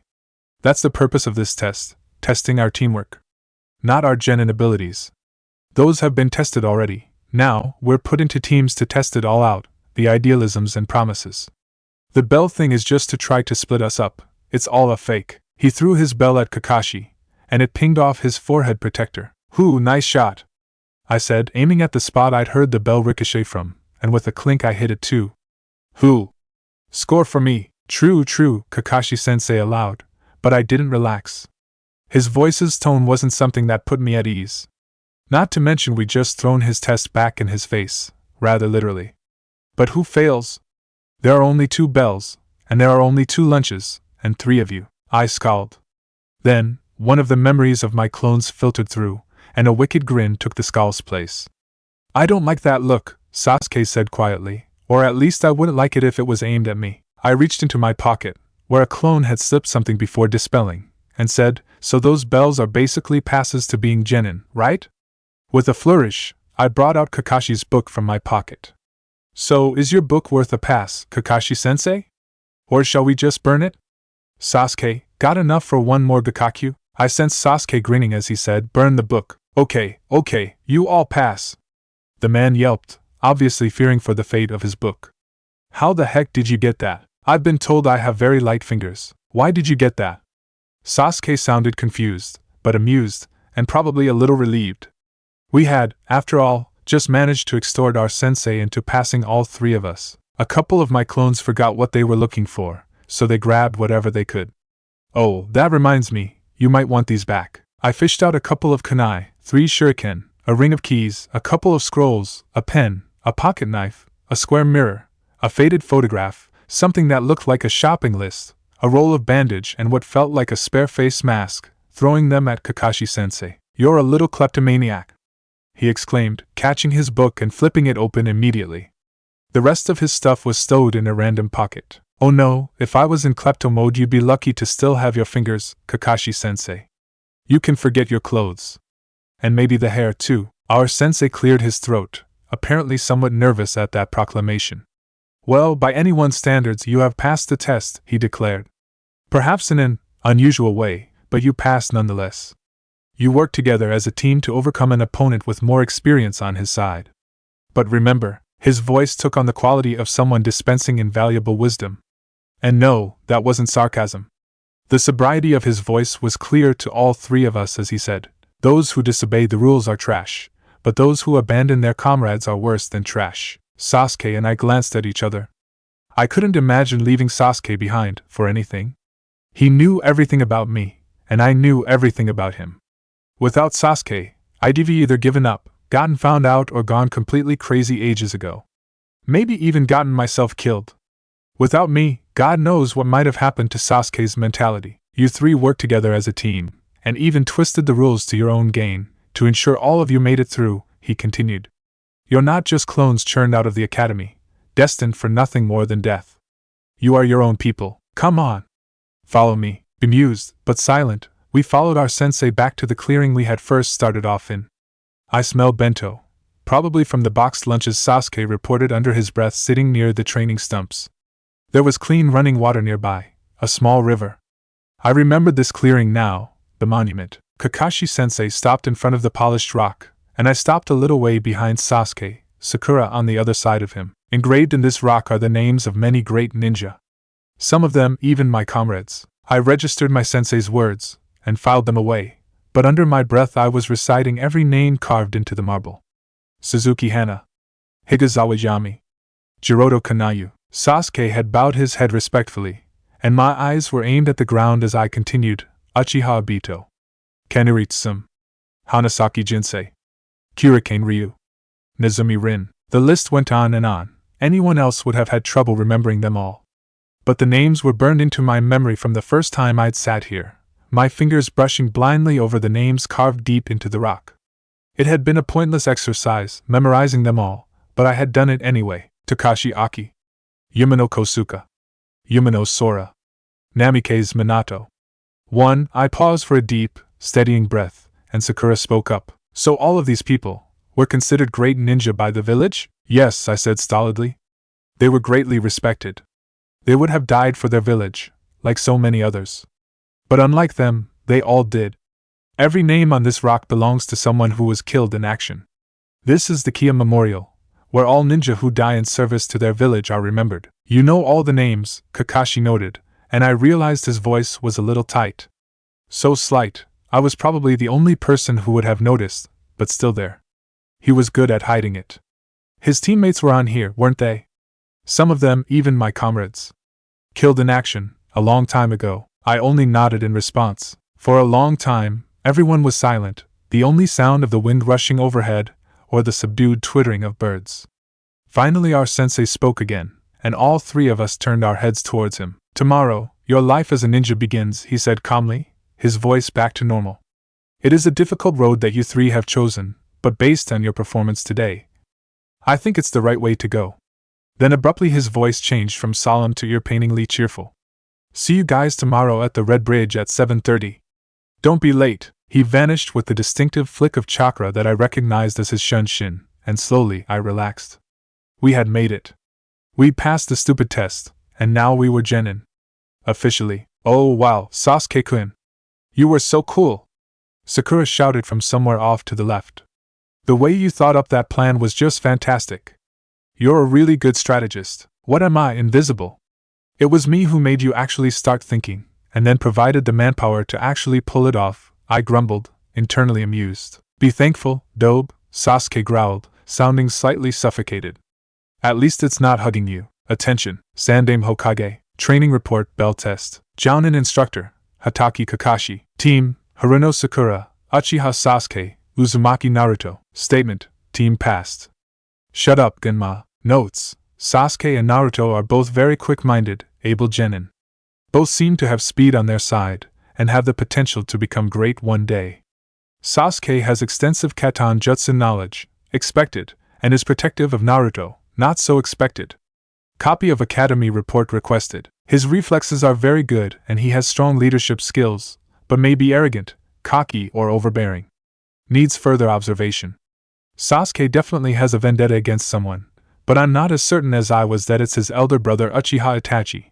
His attitude suggests someone else. Naruto is very good at hiding, even wearing that orange monstrosity he calls clothing. Check his knowledge for concealing jutsu? He was able to utilize and also detect the shadow clone jutsu in use, and was not fooled by my clone. He has very fine-tuned hearing and smell, but he seems to have slow sight reflexes, possibly a mental deficiency, or just short-sighted. He seems to rely on Sasuke a great deal and works very well together with him. They guarded each other's backs during an ambush, and Naruto set up a distraction for them to escape in. He acts slightly standoffish towards Sakura, claims her voice makes his head hurt, may need to get his ears tested for hypersensitivity, light fingers, as in managed to steal no fewer than 18 items from my person without me noticing, and only 2 of them were the bells. Naruto claimed that his clones forgot what they were looking for, and so grabbed everything they could. When accused of kleptomania, he laughed and stated that if he was in klepto mode, I would be lucky to still have my fingers, let alone clothes and hair. Should probably get that checked, and if not fixed, utilized, as this skill reminds me uncomfortably of Sensei's sensei. Naruto acts very defensive of Sasuke, and may know how to make explosive tags, unverified, but probable. Be on guard. Given heritage, it wouldn't surprise me. Sakura acted as predicted from her academy report, seems jumpy in actual combat situation. She displayed her genjutsu knowledge during the test, and while it needs a little work, shows promise. She needs some serious training to bring up her physical strength and mental barriers, but does have some potential. Her main flaw is her obsession of Sasuke. Possibly unwise to put her on the same team. Sign, Hatake Kakashi, Chapter 4 D Rank, Ac. Where did that little brat go? Sasuke stomped into the room, footsteps chattering over the wooden floor, where I was calmly sitting on top of the table. I hadn't done a lot of running around since we got here, owing to the fact that this was new territory to me and I had no clue where the F*% I was and would probably walk into a wall. However, I was definitely useful for locating the little torags who were our charges. In the refrigerator, I reported, being able to hear the muffled yelps of "it's cold in here," which Sasuke probably couldn't. My friend froze, no pun intended. How the crap did he get in there? I shrugged unconcernedly. Locked himself in. He's playing hide and seek with the one under the sink. Aha, so that's where that one went. Sasuke locked the cupboard door. What about number 3, under the bed, playing with dust bunnies? Sakura shouted from the bedroom. Ah. That's what that noise was. Now where's number 4? Ouch. Sasuke yelped. Too late. Wait, how can 1 and 2 be playing hide and seek if they're both hiding? Sasuke asked, grabbing hold of 4 before she could run off again. I'm looking, I reported. Aha. That makes more sense now. D-rank missions, I decided, as we shoved the 4 brats into the bathtub and scrubbed until Sasuke decided they were clean, and then dragged them into bedroom and guarded all the exits, were extremely boring. Not to mention pointless. I just don't see the point, I complained to Sasuke over an hour later, as we walked back to the bridge to meet our sensei, who would either be there waiting like he never moved, or we'd wait up to 4 hours for him to show. I mean, I understand that the babysitting thing is bodyguard practice, and find the pet is search and retrieve, while package delivery happens in the real world, but over far bigger distances. It's all ninja practice that never has to leave the village. But painting a fence? Cleaning up the park? What's that for? Humility, probably, Sasuke said, ignoring Sakura, whose feet I could hear dragging along the ground. She was clinging to Sasuke's arm again, and he was apparently pretending she was not there. Us genin have big heads, and the D-ranks are supposed to teach us humility and respect. Does it work? I asked, my ears keying into at least 2 genin complaining to their teacher that they were tired of walking dogs. Their voices were unfamiliar, so they were probably in the year above ours, or the year above. Not really. It was a good idea though. We were getting close to the bridge now, at least I thought we were. I'd never approached it from this angle before. I thought I could hear Kakashi's breathing, but I wasn't sure if it was him or, nope. Definitely Kakashi. Over the last 2 weeks we'd been genin, I had learned to identify his perverted little giggle when he read the Ika book that Sasuke and I had threatened to burn during our bell test. And my chakra sensing, which was slowly improving, recognized his familiar warmth easily, though not as easily as my other teammates. Hey sensei, what do we do now? I asked brightly, bouncing to a stop on the wooden planks of the bridge and leaning on the railing. Whose fence needs painting or brat needs watching? Which boring D-rank have we been assigned this time? There was the soft flap of his book snapping shut, and I glanced at the spot I estimated his head to be at, widening my eyes in a questioning expression. I think you guys have done enough D-ranks for this morning, he said, his voice sounding dangerously cheerful. I backed up a step and nearly went over the railing, but kept my eyes, or rather ears, on our teacher warily. I did not like his tone. Happy was not a good thing. So I think we'll do some training for this afternoon. He was up to something, very definitely. There was a slight ruffle as he raised his arm, holding something up. Sasuke and Sakura groaned, but I was utterly perplexed. What are they for? He was definitely grinning. These are blindfolds, my dear genin. I couldn't help it. I laughed. It felt weird, having the cloth tied around my eyes like that, but at the same time it made me feel more secure, not having to worry about leaves or dust getting into my sensitive eyes. Yes, sensitive. They may not be able to see, but it still hurts like hell if bugs wander into them. Sasuke had walked into the bridge railing 4 times already, and Sakura was stumbling around blindly. I was just standing with one hand on the railing, listening to the breathing of my sensei and Sasuke's muttered curses, which were slowly getting worse. Okay, I said loudly, this isn't getting us anywhere. Stop moving, the pair of you. They both froze. Okay. Just stand still. Get used to the fact that you can't see. Just hold still and let your other senses take over. My teammates were now standing still, and Sasuke had stopped cursing. Now sit down, slowly. Just sit for a few minutes. Your other senses will compensate for no sight.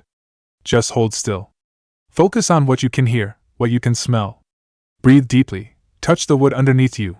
Nothing matters but what is around you. I listened to their life signs, which felt slightly clearer now, as they calmed down. Sensei was nearby, but not doing anything, and I ignored him and his low, faintly familiar life signs.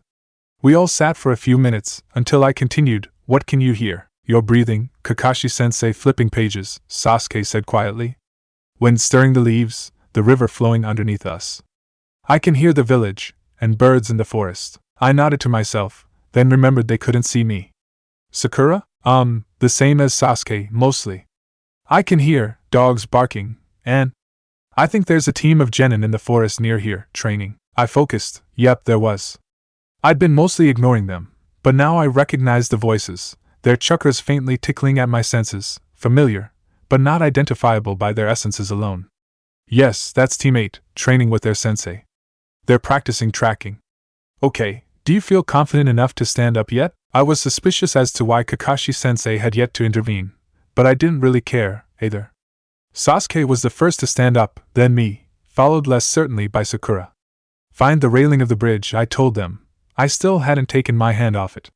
You need a reference to work with until you get used to this. Don't move, just reach out until you touch it. Sakura was now clinging to the railing, and I hoped it wasn't actually splintering under her grip. Sasuke was only just brushing it with one hand, and I simply let my hand rest on top of it. I knew this area like the back of my hand now, so with any luck, I'd be able to get these two through it when they were used to using their eyes. Well, you three seem to be well adjusted, said our sensei brightly, and I cursed eloquently under my breath. I'd forgotten about him. I guess now the real training can start, both Sasuke and I swore under our breaths. Sakura was innocent of the trouble we were about to get into, asking, "What do you mean, Kakashi-sensei? I thought this was training? Damn, we got saddled with an idiot," I muttered under my breath. "Oh yes, Sakura, this is training," said Kakashi-sensei, still all too cheerful. "But I know a way to make it much more effective, and lots more fun for the three of you." I could feel the blood draining out of my face as he spoke. "We are so dead." Our sensei stepped forward, handing something over to Sasuke, who fumbled with it for a second, before running his hands over it, trying to see what it was. "What the crap is this for?" he asked, and I walked over slowly to tap the back of his hand, asking to hold it. He handed it over, and I ran my fingers across it lightly. "Mission scroll," I decided. "You better not be expecting us to read that," Sakura said, sounding dangerous. I winced and took a step away from her, just to be on the safe side. "No, no," Kakashi-sensei laughed. "It's actually a mission report that I want you to deliver to the Hokage Tower. Preferably today. Of course, the blindfold stay on until you get it there and deliver it properly." This time all three of us swore. "Have fun! Oh, and by the way, Sasuke, you can't use your ninjutsu, and Naruto, no shadow clones. No deadly force either, so no blows aimed to kill, or any lethal weaponry. There's another genin team that has been instructed to steal your scroll, so you may want to watch out for them." "What?" But he had already used Shunshin to flicker out. "We seriously need to rewire his idea of fun," I grumbled. "Okay, this isn't gonna be easy. We'll need a plan." "I'm going to go for follow the leader," Sasuke said grouchily. "You know this village a lot better than I do and can actually walk it blindfolded." "Really?" "I was favoring the track down sensei and kill him plan," I returned. "But yeah, okay, a bit more depth is required." "Okay." Sasuke paused, thinking. "Okay. Here's the plan. You lead me and Sakura through the village, and try to stop us from getting ourselves killed. Listen for our pursuers and warn us if they start to go for us. If that happens, don't split up. Stick together. Sakura, if Naruto yanks on your shirt, he wants you to duck. Do it straight away. I'll carry the scroll, but if we get into a really sticky situation, I'll throw it to Naruto so he can get it out of here." "Oh no," I told him flatly, "I'm not going anywhere near Sakura's shirt. She hits me enough as it is. And I'm not leaving you two on your own, blind. You'll get yourselves killed in seconds. How about this then? When we get into trouble, I'll throw the scroll to you, yell Naruto has the scroll. And then we'll freeze until you come back for us." "Yeah, that works, but then Naruto might get hurt," Sakura pointed out. Her voice was drifting away. "Stop moving, you'll fall into the river," I informed her, and she froze with a squeak of terror. "Sakura, Naruto can escape from ANBU. I think it's safe to assume he can outrun a team of genin, if he's managed to get away from 4 ANBU squads." "Ah, my finest hour," I said dreamily, and then laughed. "Sasuke, that dirty look you tried to throw me totally missed. I'm over here, team. What has Naruto been doing that had ANBU after him?" Sakura asked, apparently confused. "He considers pissing people off an art form and a partial method of revenge. You can just imagine where that's led him. Come on, we need to get moving if we want to get this thing there before nightfall, and I too don't want to sleep on the streets blindfolded." I rapped the railing with one hand. "Village is this way. Follow the sound of my voice. I can't tell you exactly where every pothole is, but I know where most of them are. When we get into the village we'll have to be touching," Sasuke said quietly, following me carefully, one hand on the railing and his footsteps uncertain. "Sakura and I can't follow you from the sound of your voice alone. It's too noisy. We haven't had any training in this before." "What, have you had training in this before, Naruto?" Sakura asked instantly. "Why's that?" Did you have a sensei before? How did you do it? Was it hard? Why would you need to have training like this? Sakura, pipe down, I sighed, grabbing Sasuke's shirt before he could walk into a tree. If we're going to do this without getting rather badly hurt, we can't have you squeaking continuously at me. But why would you need blindfolded training? Sakura, shut up. Sasuke's patience had worn thin. Okay, Sasuke-kun. Sasuke was smirking now. I put up one hand and gently brushed his face, determining that, yes, the stupid smug expression was firmly in place. Eat your heart out, Naruto. I hate you. I know. Right back at ya. Now come on. The sooner we finish this mission, the sooner we can ditch the blindfolds. Sakura's hand was clinging to my jacket, while Sasuke's hand just rested on my arm. He was surprisingly good at this. Then again, maybe he just trusted me. I briefly considered if this was a good thing, and decided to point out, this is such a case of the blind leading the blind that it's not even funny. Shut up and lead. I did, content to sing Three Blind Mice as loud as I possibly could. Sasuke, predictably, ignored me. Sakura was trying to hit me but missing. I considered hitting her instead, just to show her, but decided against it. It wouldn't be fair to hit a blind girl. Now, if she hit me first, then anything short of murder was fair game. It was just after we made it into the village that I heard signs of people following us, and immediately focused in on them, blotting out the dull murmur of the village, deciphering 3 sets of footsteps. They weren't exactly trying to hide them. Definitely genin. One with the spring of a taijutsu user, another too light and even to tell, and the third set was female, a little bouncy. Was she walking with a limp, or just moving unevenly? At this distance, I couldn't tell. Their chakras were faint tingles of weight at the edge of my consciousness. I wasn't good enough yet to really tell what was going on. Apparently I was concentrating a little too hard on the far-off tingles, as I stumbled over the gutter and brought all 3 of us down, the other 2 landing on top of me. Damn it, Naruto, watch where you're going! Sasuke yelled. Hey, in case you haven't noticed, I'm blind too. I yelled back, and as I pulled him to his feet I whispered in his ear, 3 followers, definitely genin older than us. Don't know them, at least one taijutsu user. I hate our sensei. Sasuke complained loudly to cover the near-silent exchange, and stumbled over the same gutter I had just stepped in. I held him upright with a curse or 2 and then said, so we know there's a gutter there, could we step over it now? Sure, why not? Said Sasuke dryly, picking up his foot and placing it well clear of the drain. We kept going, and I listened intently to the genin who were stalking us. Not so intently that I didn't remember where the giant pothole was, though, leading my teammates around it while the hunting team was talking.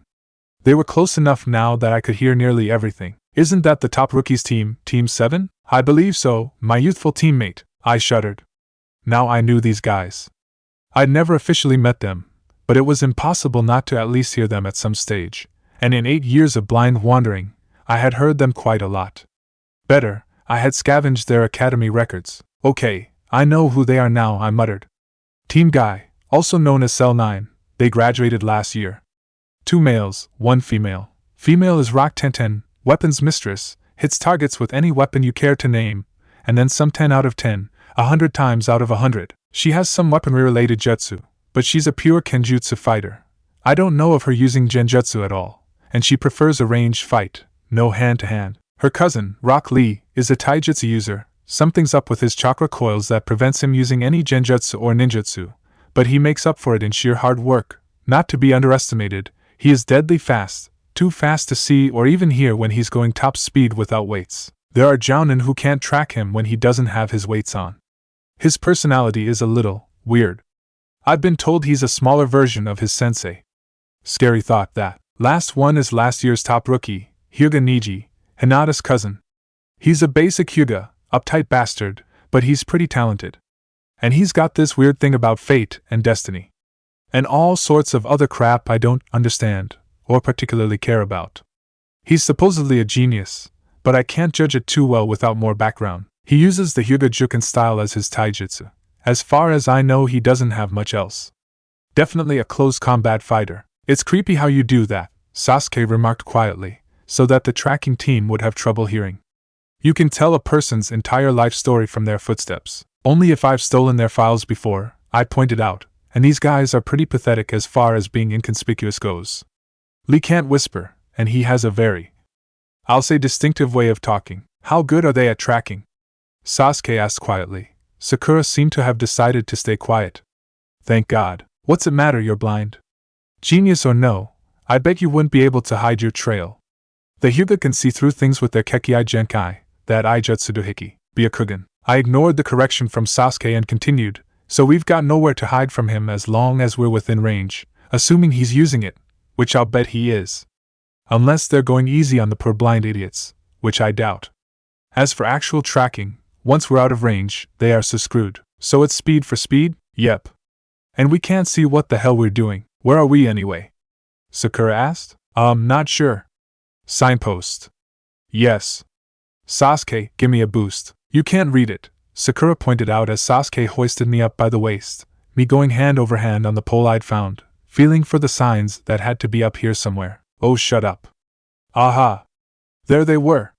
I ran my fingers across the weathered carvings, reading aloud, Fubaki Street and Shurikaren Avenue. Hokage Tower is this way.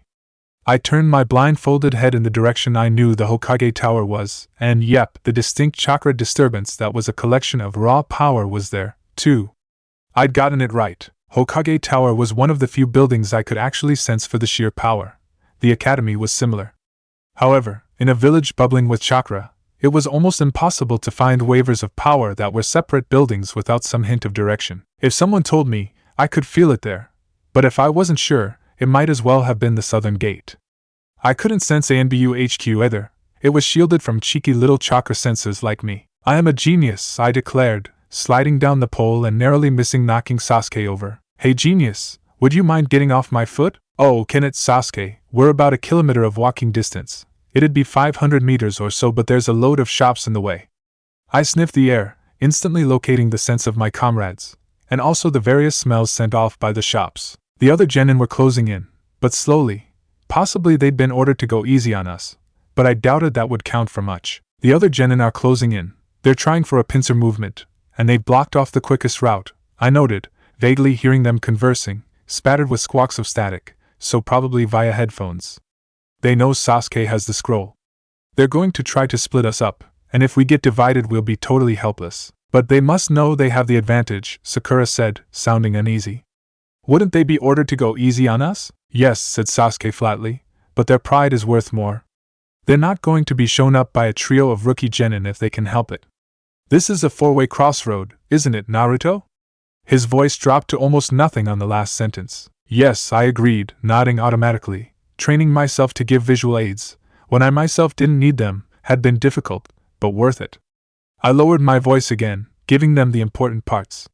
They blocked the way we came, the shortest route, and the second shortest, but I know how to get there through the way they couldn't cover. Sasuke grunted.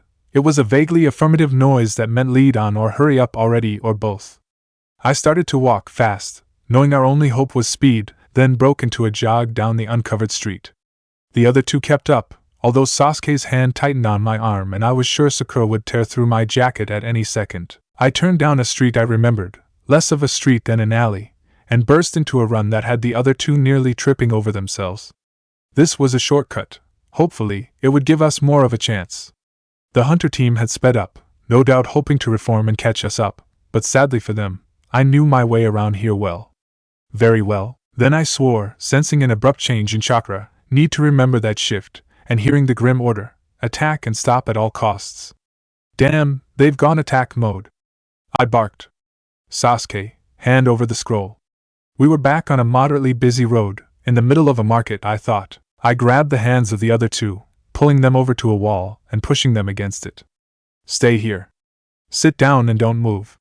I'll come back for you once I've lost the genin. Stay alert, and the password is sunflower. But Naruto, surely it's better for Sasuke-kun to hold onto the scroll, Sakura began, and I winced, but Sasuke intervened. Sakura, what was your favorite subject back in the academy? She immediately abandoned her previous train of thought and set to babbling on her academy days.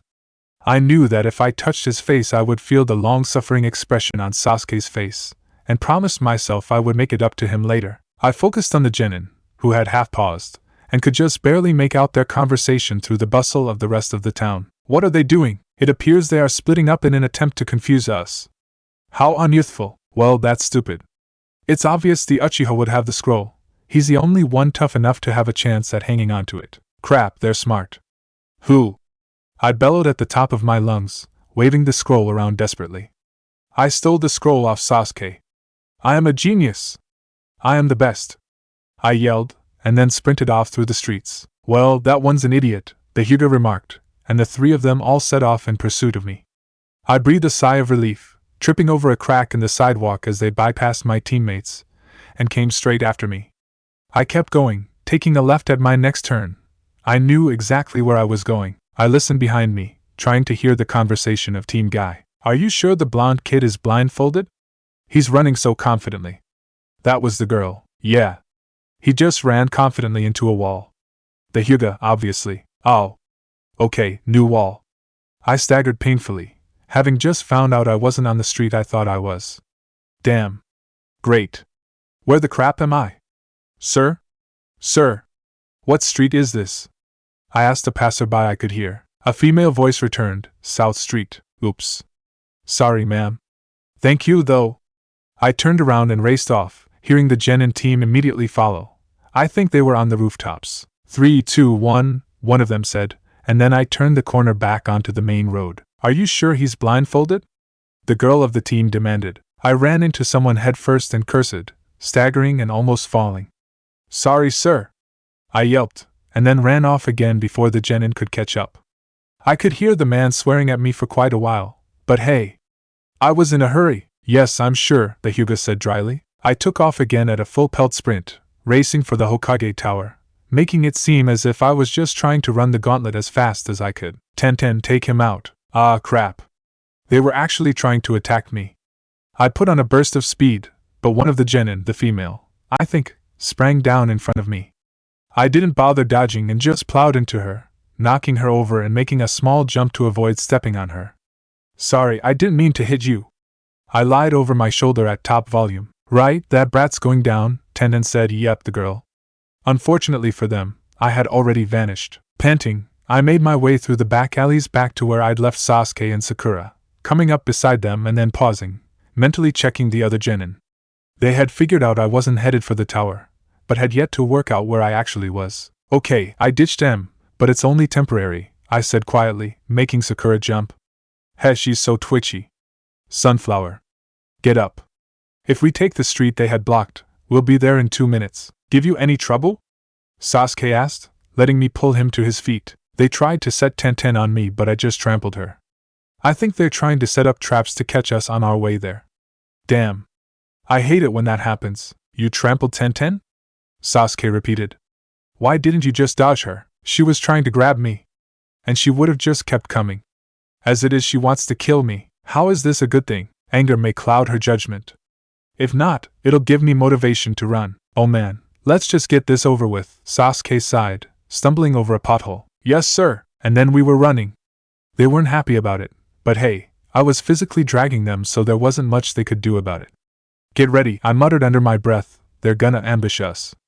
Get ready to dodge in 3, 2, 1. Duck. I yanked them both down, and as a volley of weaponry went overhead, were those water balloons I could hear? I frantically searched my pockets. Damn it, I know I put those stupid things here somewhere.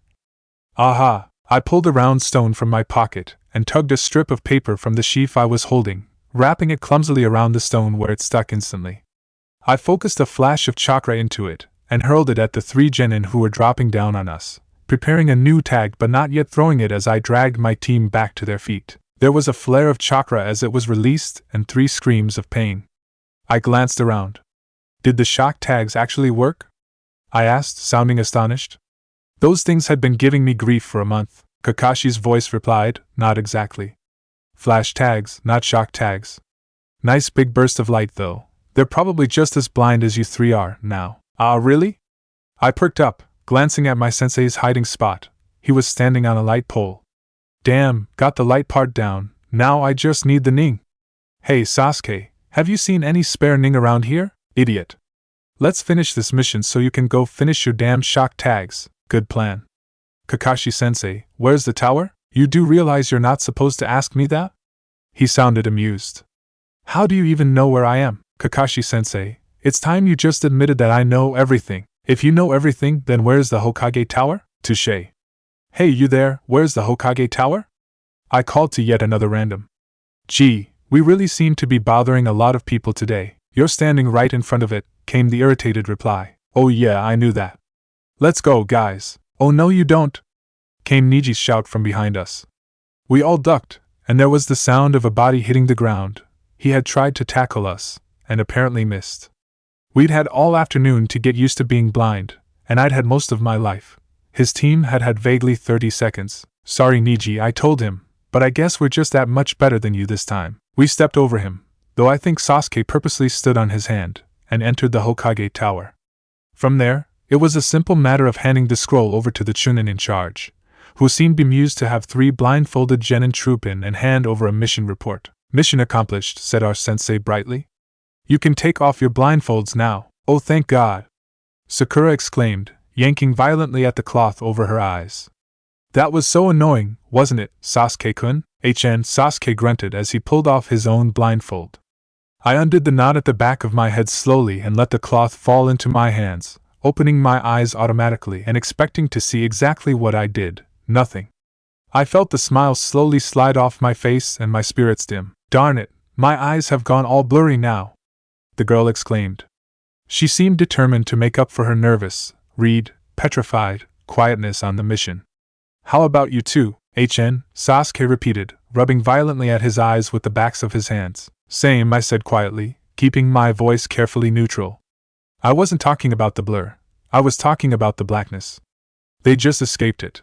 I was still trapped there. My sudden dull, neutral tone got Sasuke's attention. Hey Naruto, are you alright? He asked, sounding slightly anxious. I forced a smile onto my face. Sure, I'm fine, I replied.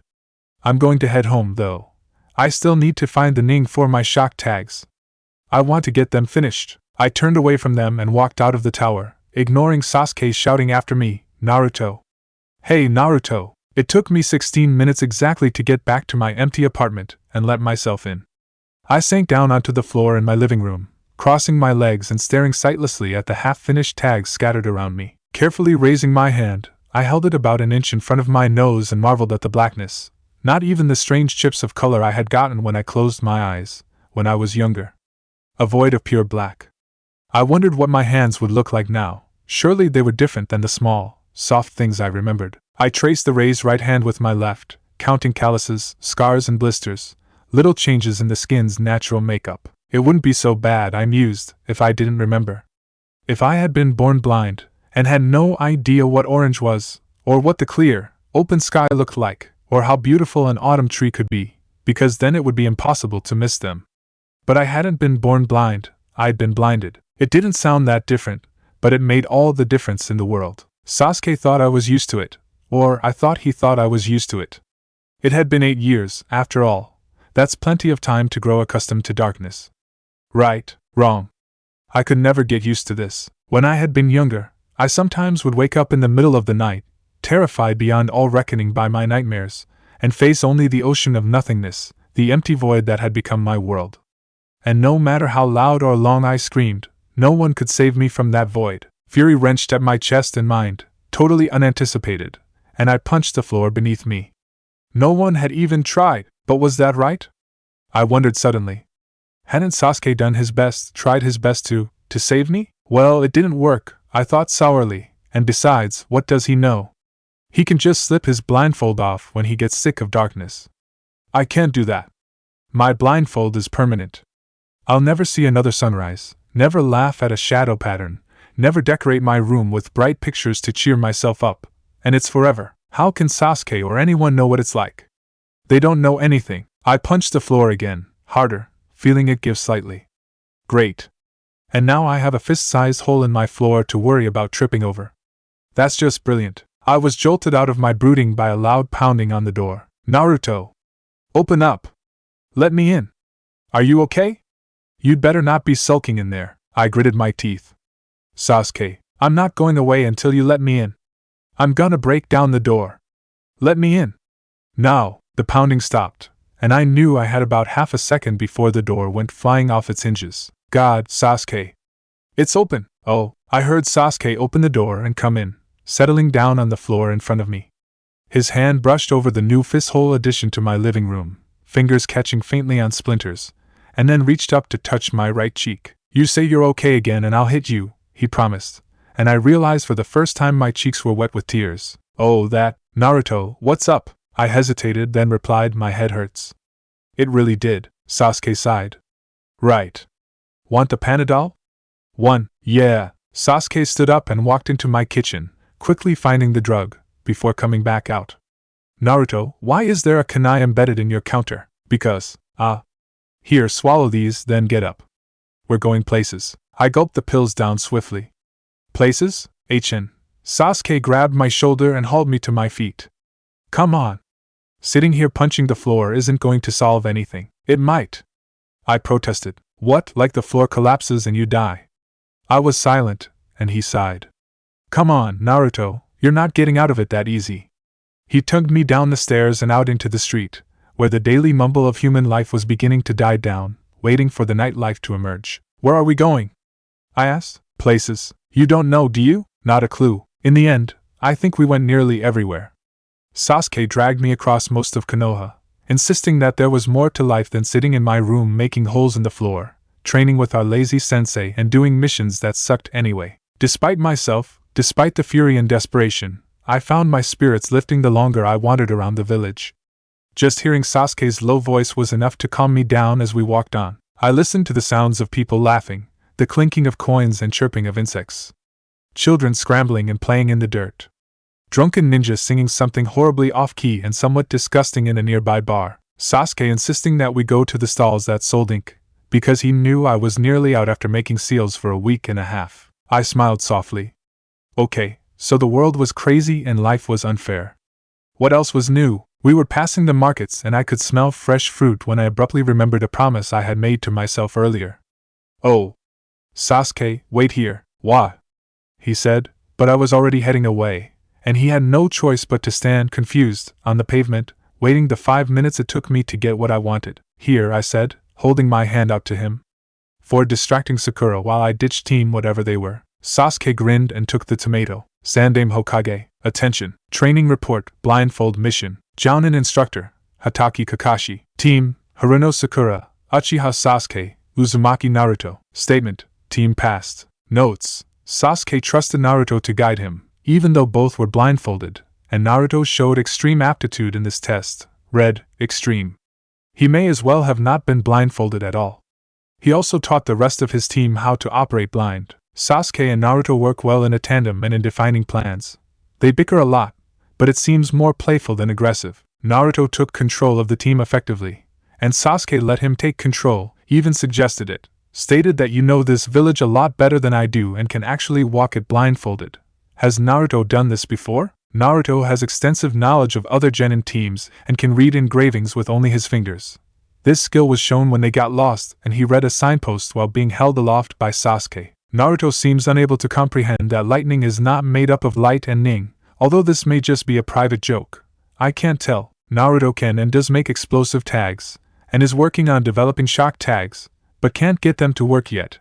He has managed to create flash tags that only give off light and is trying to work out how to make them into shock tags, hence the light plus ning argument. I would advise that whoever is selling him explosive materials should stop it now. Naruto can throw accurately even though blindfolded.